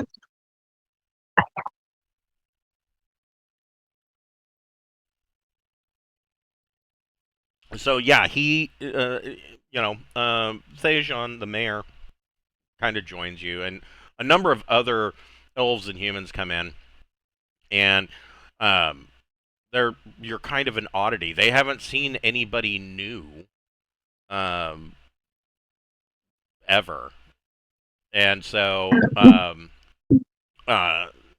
they you're kind of your small time celebrities around about the town, but Thejon continues to tell you, he's like, yes, the Faerun can for outsiders can be quite dangerous. So be sure to keep your wits about you and don't trust anything. Are all these people like level 99 now? Do what? Are they all like level 99? Yeah, right, Have right, been around? right. Yeah, no. Well, Yeah. Thejon is a what is he? He's a level 7 wood elf. Oh, that's pretty good. Okay. They probably ran out of stuff to do to get EXP. Yeah. Right. Yeah, but even as a level 7 wood elf, he's saying that dealing with the phase spiders is quite dangerous. They've lost Well, they've lost a lot of people to the phase spiders. thank you for the advice. You know, I guess we'll rest and get up in the morning and then head out. Yeah, and tell them Down the anything they road. want to know, I guess. Yeah. Okay, They have any stories. so you guys rest up and head out the next day.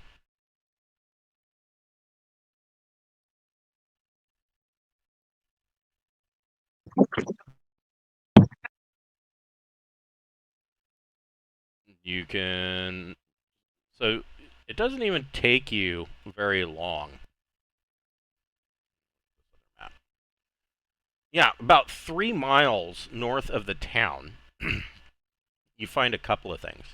So the explanation about the, in quotes, world river. There's one river that runs through the entirety of the Faerun, and part of that river came into this extra dimensional space, this demiplane. And this one river flows through the middle of the realm, and um, basically it is the life-giving water that provides all of this ancient forest and lush growth. And you see that there is a series of bridges here that can cross the river. And I mean, each one of these hexes is 3 miles, so you can imagine the size of these bridges. But they all look to be of ancient elven construction. But you also see, hold on, let me, oh, come on. Stop that. You also see a cave. You should be able to make it there within the tree. A spider. Just north of where the bridge is. Let's see. These are 5-foot squares. And you can see that the opening of this cave is covered in webs, and looks generally unpleasant. But there's a rough dirt path that is quite muddy from spray from the river. And this cave entrance is about 10 feet tall, 15 feet wide, covered in thick webs. And you can see that there is a cocooned body hanging from the webs that seems to be very tightly wrapped, hanging upside down by its ankles from the webs to the entrance of this cave. Let's Is it real old? Like, are they clearly dead? Or So if are you going to cut away some of the webs that are cocooning the body? I think so. Yeah, If there's a chance they're alive. yeah. So I'd probably be better for the tank to kind of do that. okay. I mean, don't you agree? So you Yeah. find that this tightly wrapped, desiccated body of a wood elf hangs from the webs of the entrance. I would allow Laura can make a intelligence ability check. Eat it. So, Alora, you feel that this body has been placed here on purpose as like a warning. And Borman, examining the body, it has been picked clean of all valuables. Even the brass belt buckle is missing. Let's build a fire here and burn away all the webs. Okay. Well, that certainly won't take very long. Yeah, so you burn away the webs, and you can see that they're in kind of holding up the torch. You can see that there is this cave path that seems to, it is sloped, and it descends down into darkness. I mean, your torch can probably, yeah, probably to about here. Okay. I guess. Should we continue in? Yeah, let's go. Yeah. Yeah. I'm going to go invisible. Okay. You can use your exploration movement rate. You want Peppermint to scout ahead. She has improvisation, so she can tell you Okay. what you I'll see. go up with you and stay there with you, but you can sure come up and scout.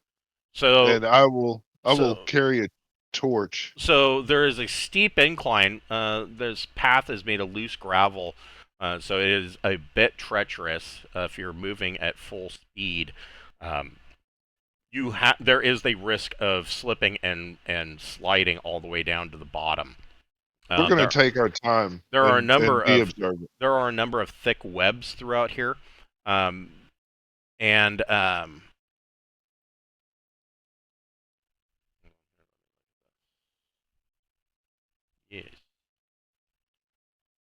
There are a number of thick webs that cover these this throughout this hallway.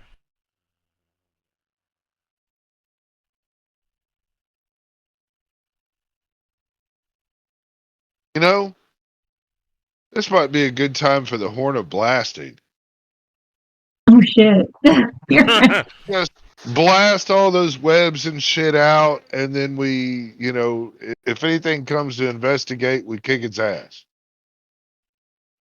If you want, I'll blast down the hallway. I Oh, think it, that'd it be. caused a cave in last time. That's true. Oh yeah. Yeah, Ah, damn so I physics. guess I don't think I will. All right, yeah. Well, I'm gonna be up here using the torch to clear away webs and stuff as we keep a lookout and continue down the trail. I'll look for traps. Does Okay. Peppermint see anything? Was it infravision down where I can see, I guess, like straight down the hallway? Yeah. So yeah, you see that there. So Peppermint can look down this steep incline and see that there are a number of bodies that are cocooned in webs as the passage descends. But it looks like at the end it opens up into a bigger passage. Okay. Are we moving again? I guess so. Okay. And Exploration or encounter? exploration. But if you move at your full rate, there's a chance that you could slip and fall. Let's just kind Yeah, of take okay. it in little 20 or 30-foot increments, and take our time, don't you think? I mean, these are Yeah. spiders. Oh,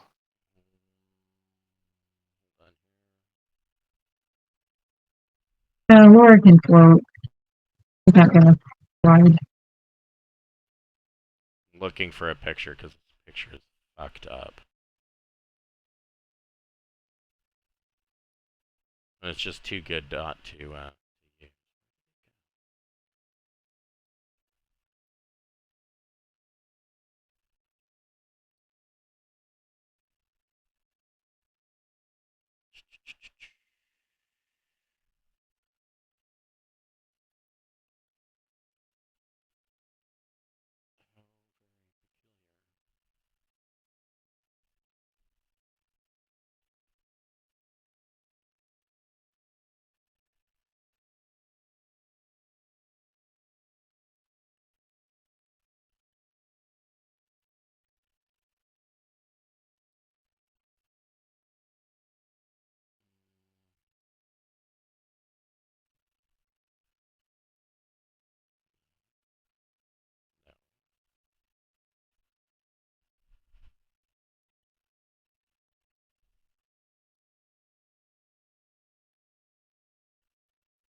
Oh, it's in the book.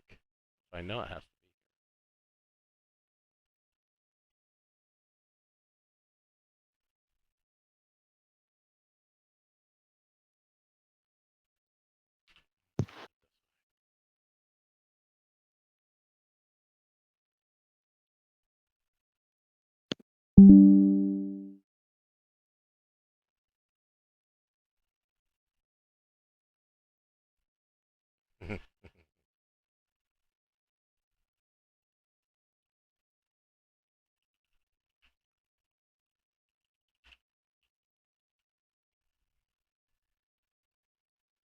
Okay.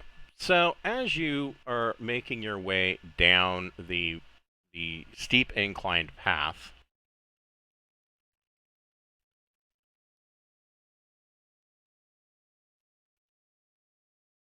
the carcasses that are hanging from these webs all burst free. Ooh. And they are zombies, but they are not zombies as you normally know them.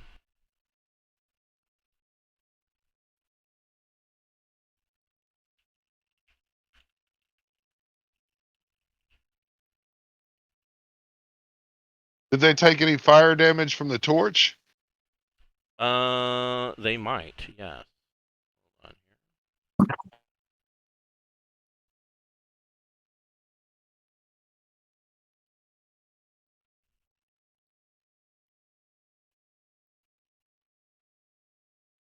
here. As they burst free, they look like this. Ew. That's not cool. Yes.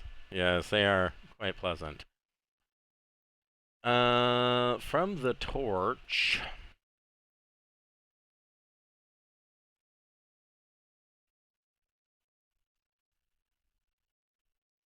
Yes. You can roll 1d4. Four. They all are going to take. Well, these two. Well, let's see. Take 4. We'll say this one takes 4. The rest of the other two are at full. Yeah, we hadn't gotten that far yet. Right.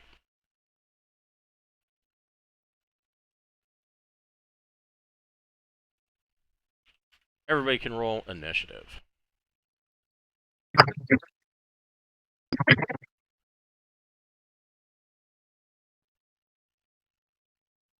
I realized I need to put my numbers. I'm sorry, what was that? I don't have anywhere to put the numbers. Oh, sorry. I need to re-add you. I was kind of hoping that was something that they would fix with Jumpgate, but evidently not.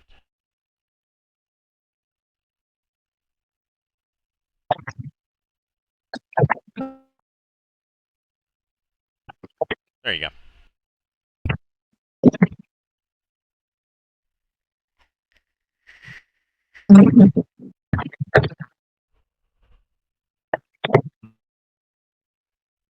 All right. All right, Mr. Malachi, what would you like to do? Well, we're just gonna have to test your magic shit out. You know? Zombies to the left of you, zombies to the right.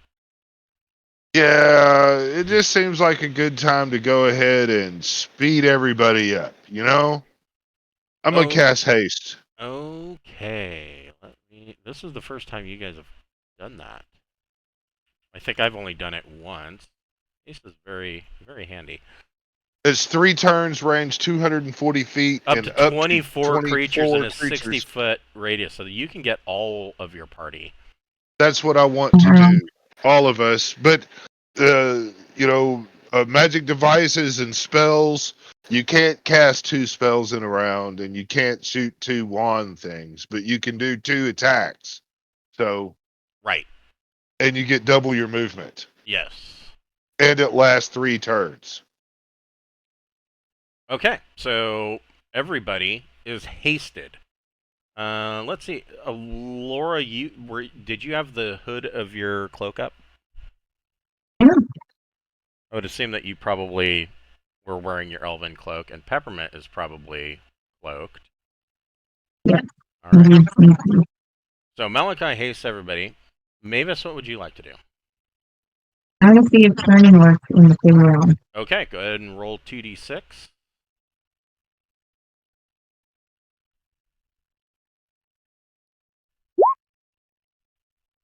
A7.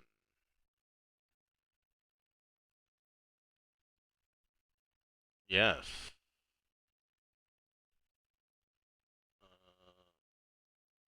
So you're level 8. What are these guys?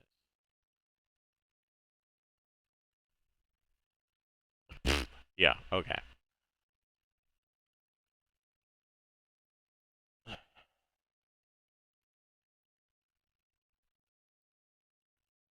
Yeah. Go ahead and roll another 2d6. 4. Okay. These two explode into dust. That's cool. They are now zombie goo.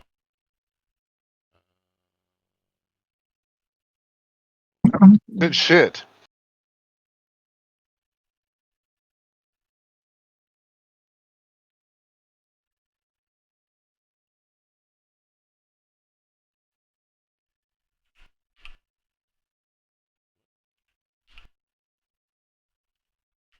There we go. Okay, so she wastes 2 of them. zombies. No, he can't. They can't see you. Well, they might see Peppermint. Let's see. Nope, they do not see Peppermint.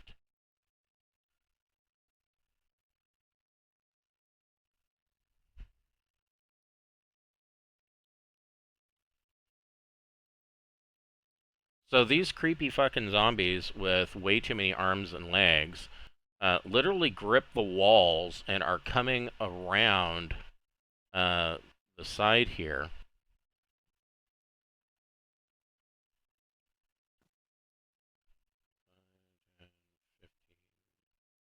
He can only make it that far.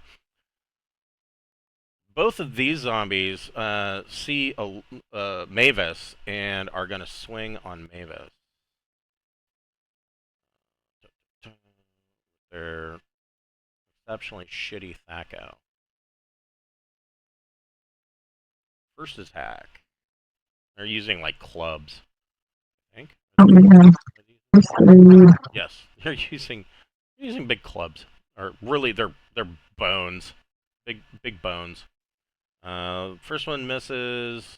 Oh, the second one hits Mavis for 4 points of damage. Nope.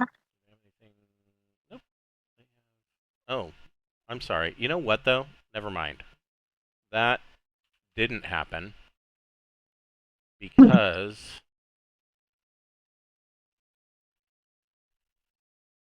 zombies always lose. So never mind. My apologies. Zombies always lose initiative. So Mavis, you blow those two up. What would Alora like to do? That was a waste of that 20.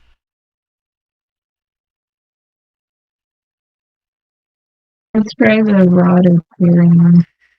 Okay. It's been really good luck on me. That's gonna hit. Yeah. I bury your face. Whack.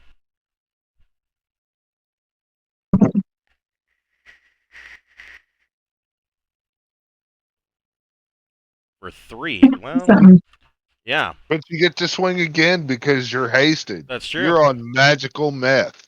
That's right. That's right. Yeah. No, an 8.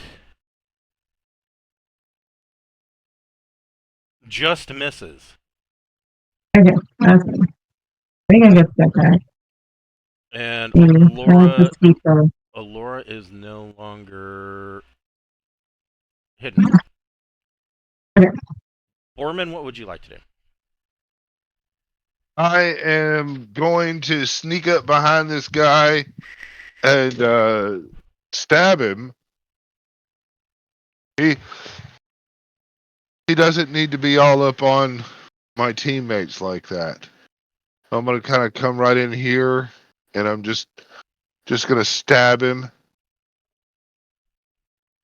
with a backstab. Oh my god, yeah, that hits. Alright, so this will be D8 plus 2. So 7, but it's time 2 because it's backstab 14. Yeah, so Borman, so Alora, you see Borman's blade poke through the chest of the zombie and then just rip up and just kind of cut the zombie in two, and it slumps to the ground. Then I'm going to spin around.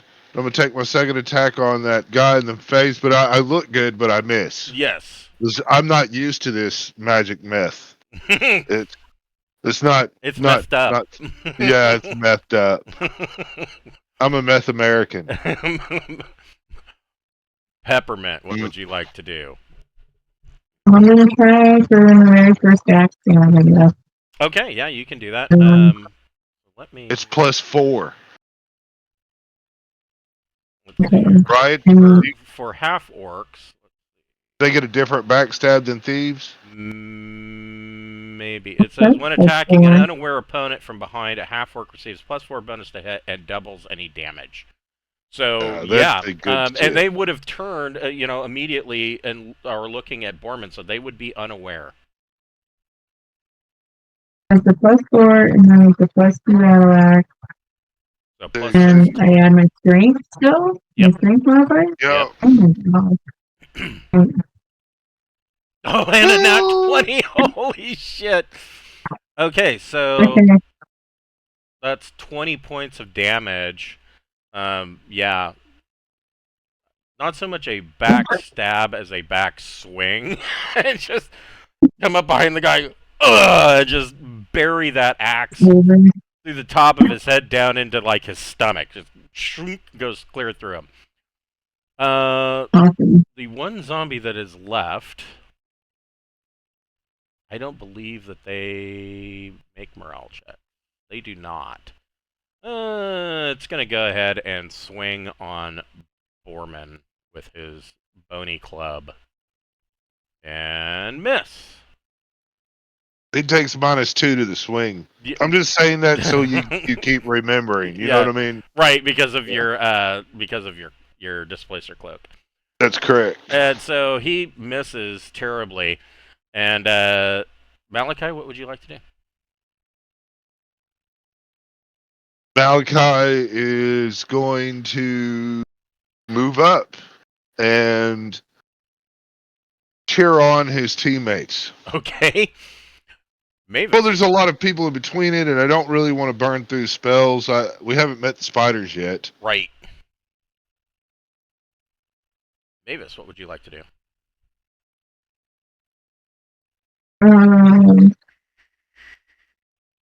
I can't even make it to the zombies. So I'll run up, stay with the group. Okay. You got double your movement. Yeah. Yeah, your haste. Oh, I do? Okay. I can hit Yeah. them then. Yeah. Okay. You can smack him twice. Mm. That hits. Really? Okay. Ooh. Oh, shit. Mavis just buries the pointy end of her warhammer in the top of the zombie's skull and puts an end to the zombie. Unfortunately, these guys, they've been picked clean. There was no treasure in their cocoons at all. That's okay. But you can see that this central passage here.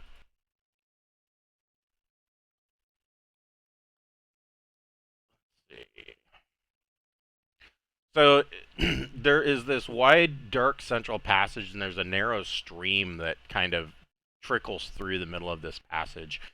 And the stream is actually coming from the north.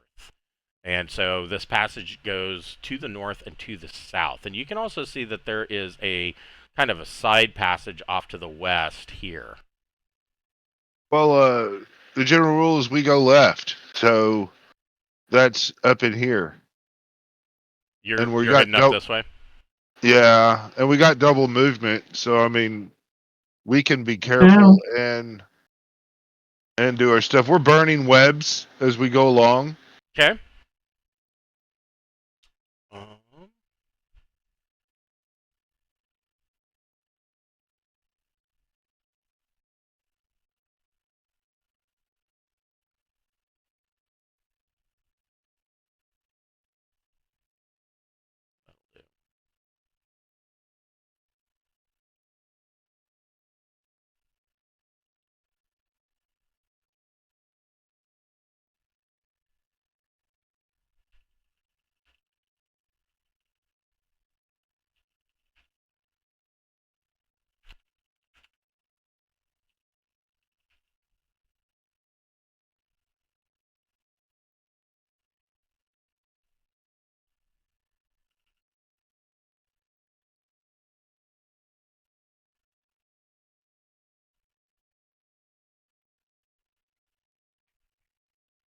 Each of your characters can roll a d6.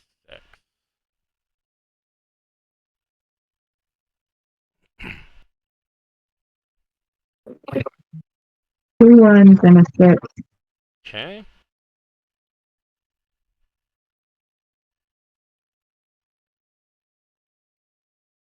And what about Peppermint? She got a 1. Okay, so Peppermint is surprised. The rest of you are So not. Coming up. Alora, well, Alora got a 1 too. Oh, So she did. So Alora got a 1. Okay. Alora is surprised. and they both. That's okay. Coming up behind you, out of these webs to the south, are 2 phase spiders. Everybody roll initiative. Yeah, this is going to be another session that's going to be worth a ton of XP.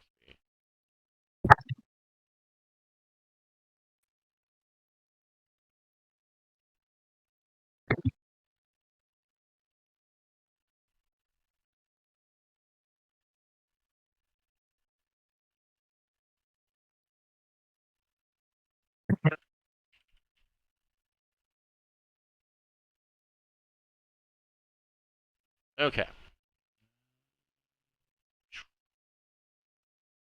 Borman, what would you like to do? I would think that the squeals from Alora and Peppermint would probably alert you that something is coming up 30. behind you. Right there. Thank God for the double movement. Right? Yeah. I'm gonna attack first guy Nice. with a nat 20. Yeah, so that'll Okay. be 10 points of damage. Okay. Yeah, you stab this big white. They're like a white and blue spider. The second one's not so good. Yeah.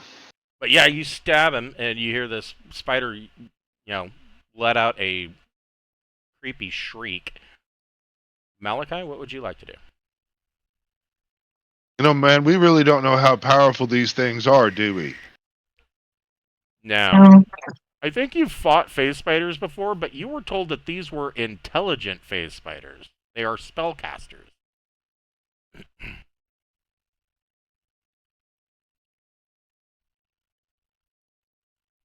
Okay. Well, Malachi is gonna move right over here and take a couple shots with his crossbow at this guy. Sure.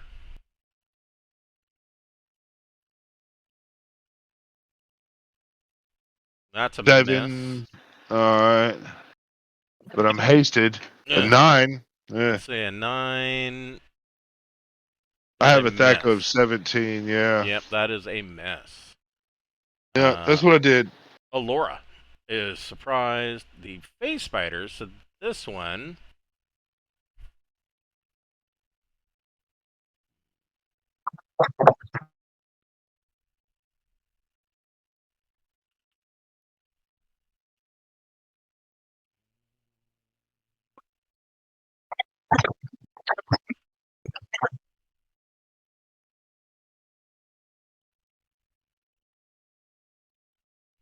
So this one, in front of Borman, its front legs kind of come together and touch each other, and a jet of fire leaps out, fans out from the points of the legs in 120 degrees in front of it, and creature caught in the flames. So he is. Oof.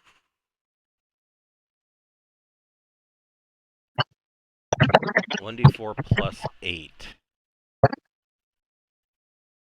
Oh, we just take the damage? Yep. No saving throw allowed. Materials such as cloth, paper, parchment, or thin wood will burn and be set alight. This fire jets out. That's good. Did that hit me? No, it just got him right there. Oh, just Borman? Okay. Borman takes 11 points of flaming fiery damage. And this spider.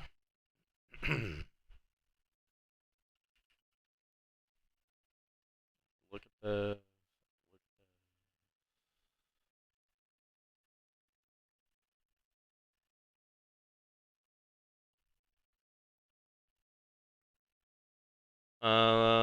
Hits Malachi with 3 magic missiles.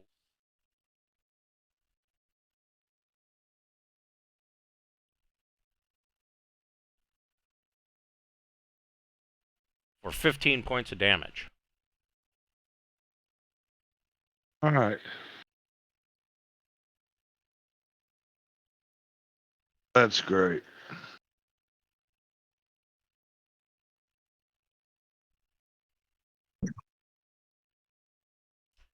All right. Mavis, what would you see these these phase spiders start casting spells? What would Mavis like to do? They cast is fifth level or higher. That's crazy. They're 8th How level many magic you- users. Oh, I'm not complaining. I'm just saying, damn. using violence against them with their nerd Yeah, powers? you always go up and beat the nerds. Yeah.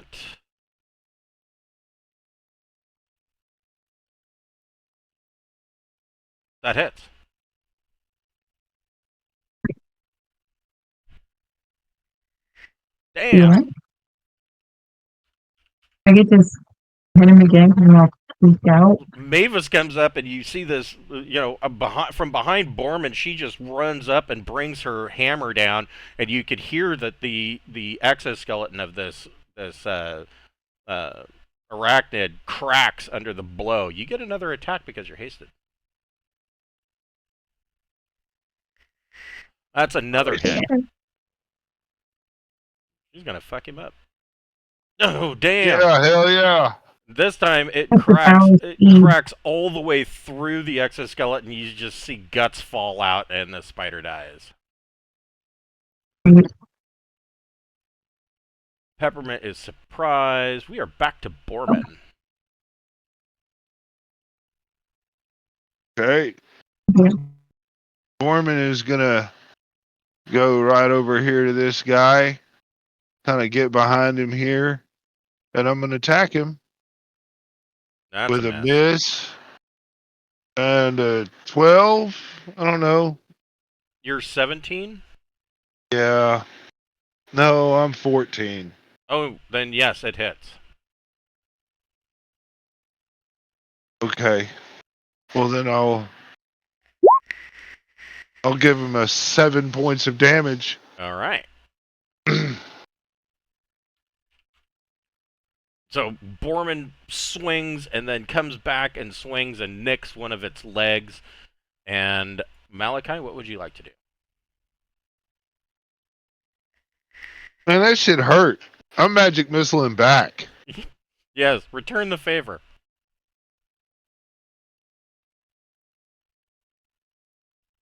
He can take 11 points of damage. Okay. Here you lost these. Give them back to Yeah. him.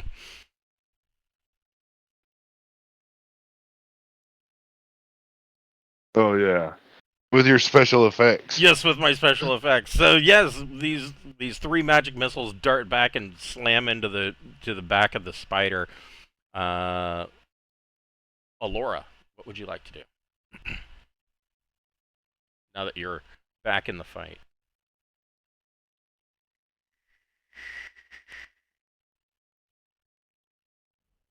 He's muted.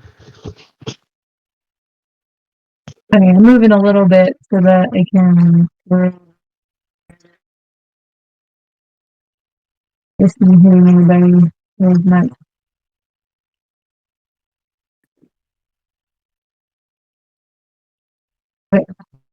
And then what do you do? Throwing the dagger? Throw a dagger. No, it's a But miss. then what? Bounces off the wall and comes back. Second throw. It's And- another miss. Same exact roll. That doesn't seem fair. Alright. The phase spider. What's he got?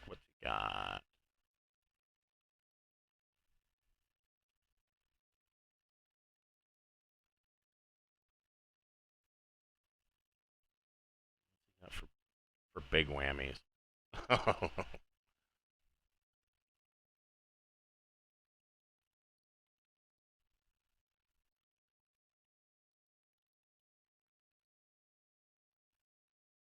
Yeah, just because it's gonna be fucking fun, and I have not used it.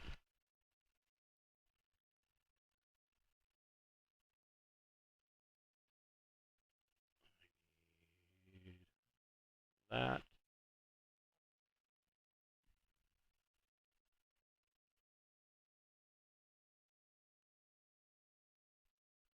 So 30 by 30. Wow, that is a big area. 5, 10, 15, 20, 25, 30. 5, 10.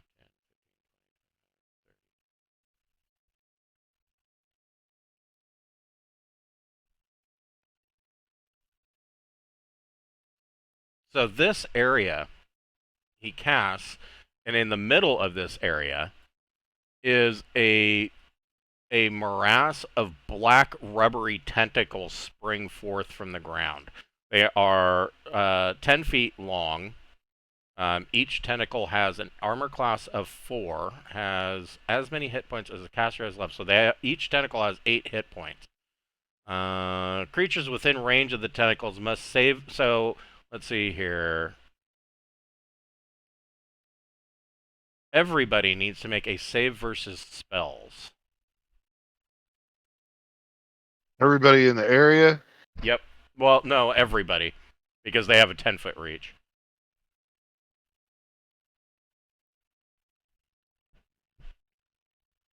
Oh.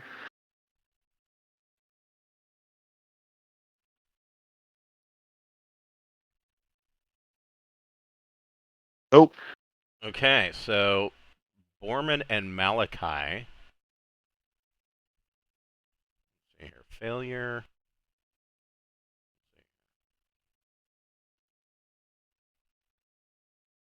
Oh, so actually, this is a complicated spell. So,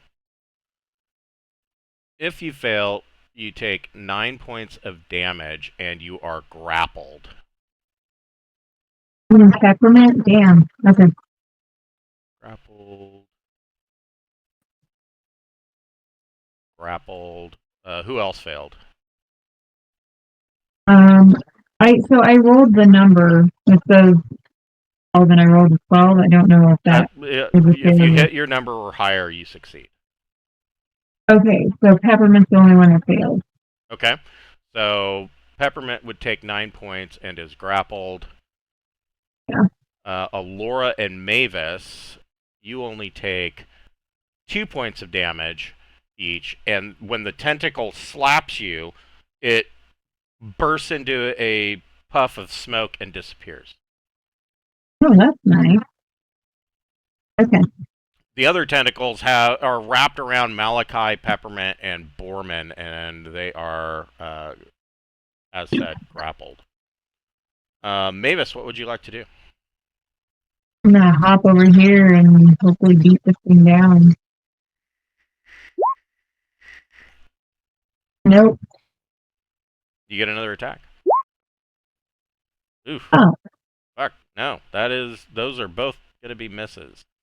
Peppermint is grappled. Peppermint, let's see here. It says grappled creatures will take an additional 3d4 damage each round until the tentacle is destroyed or the spell's duration ends. It'll last for 8 rounds. They have no intelligence. The tentacles have no intelligence and may attack any object such as a tree, pillar, or even continue to grapple and squeeze a dead opponent. Once grappled, the tentacle will remain wrapped around its chosen target until the tentacle is destroyed or the spell expires, regardless of the target's condition. So, I have to try and attack the tentacle to escape the grapple. Is that right? Or... Yeah, you can try to hit AC4 to cut the tentacle. Oh, that's going to be a success. So, Peppermint, go ahead and roll your damage. It has 8 hit points. It's max. Oh, yeah, that's max. Oh, yeah, it's 12 then altogether. Yeah, Peppermint just brings her axe down and slices this tentacle off, and it kind of just turns into a black, oily smoke as it drops to the floor. I'm backing off so it can't grapple me again. Yeah, well, I mean, you've got you've got double movement and another attack if you wanted to move in and try to free somebody else. I don't know.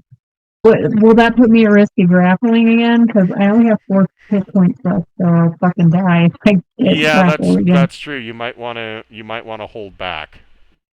Discretion Yeah, I'll could be be the better tougher part next of valor. time. Borman, what would you like to do? You are grappled. Oh, I gotta try to get free. So I'll swing at the tentacle, I guess. 9. Hmm.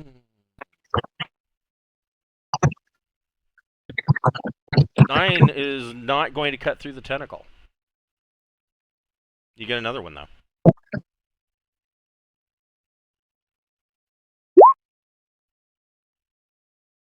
That ought to do it. Yeah, that hits. Go ahead and roll your damage. 10. Okay, so you cut through the tentacle on your second attack and are freed. And it once again flops to the ground and turns into a black, oily smoke. Malachi, you're grappled. Wondering if I kill the spider, will the tentacles go away? They would, yes. I'm gonna cast magic missile at the spider. Okay.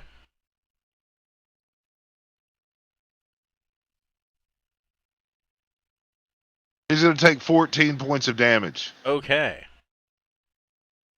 It's just too much fun. Yes, and you blast the last of these intelligent phase spiders, and it drops and dies, and the black tentacles conjuring disappears. My guys are hurt. Yeah, I bet you are. You guys want to slap Yeah. some healing around? You guys have been in here a total of 20 minutes. Let's leave. Fuck this. Let's go. Get out of You here. said we were gonna save the day. Okay, has anybody not been hit with the healing stick that needs it? Malachi could take the healing stick. Okay. Not. Malachi's down 21 points. God damn. Holy shit. Okay. We'll get the trick stuff going. Okay, there's one, and then a healing spell for Malachi also. Another 3. Okay, so that puts him down to minus 12. And then Borman is down 20 points, Okay. but he can't use the healing stick. Okay, we'll do a serious wounds on Borman. Okay. Let me roll a real dice. It seems like that goes better. Yeah, that's better. Okay, 9, 10, 11 for him. All right, now he's only down 9, so that's That's acceptable. yeah. Okay, I think this is probably a good spot to take to break for the day. You guys each get 2,278 XP, and Alora gets a bonus 400 XP. Oh. What'd I do? It was for the good idea of using the The coals in the brazier. the brazier coals to burn the mummies.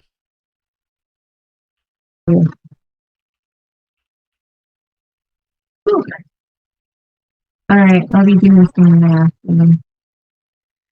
Yeah.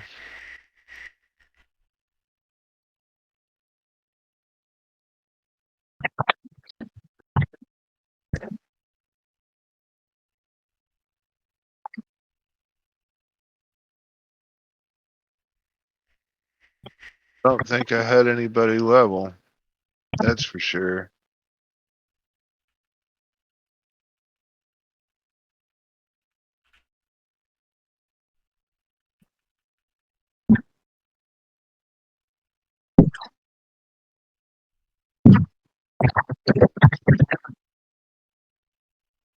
I need 64,000.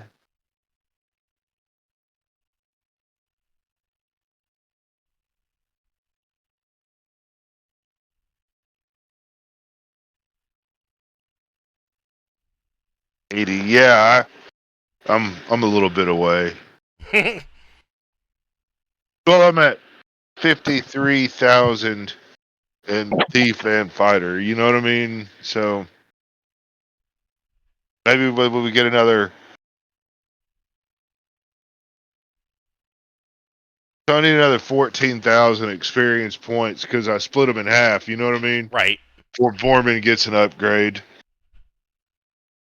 The Malachi just leveled, so there's no point in even thinking about that.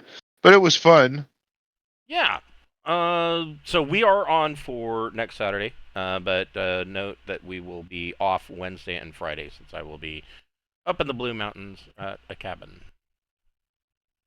All right. Well, I hope you have a great time. Yeah, I think it should be. Yeah, I hope so too. I think it should be good fun. It's probably the closest I'm going to get to actually being able to go camping this year since everything was on fire, and so Yeah. you know, get out into some wilderness and get my drink on, Oh, shoot some guys. yeah. It'll be good, man. Get your cowboy on. Yeah. Yep. And next week, hopefully, we'll have Brian, and we won't get our asses kicked so much. Right? Yeah, you guys. Yeah. You guys got Yeah, slapped that's around a true. bit. Or Peppermint. Yeah. You Yeah. could almost say that she was slapped around like a cheap whore, but you know. Yeah. But no, she was expensive, man. I mean, we've been giving her lots of magic items. That's and true. Stuff. Yeah. Yeah. That's true. All right. But, yeah. Well, I will Thank see you you. guys next week at 12 o'clock on Saturday. Have a great trip. Yep. Thank you. Yeah. Bye. Have a good one, guys.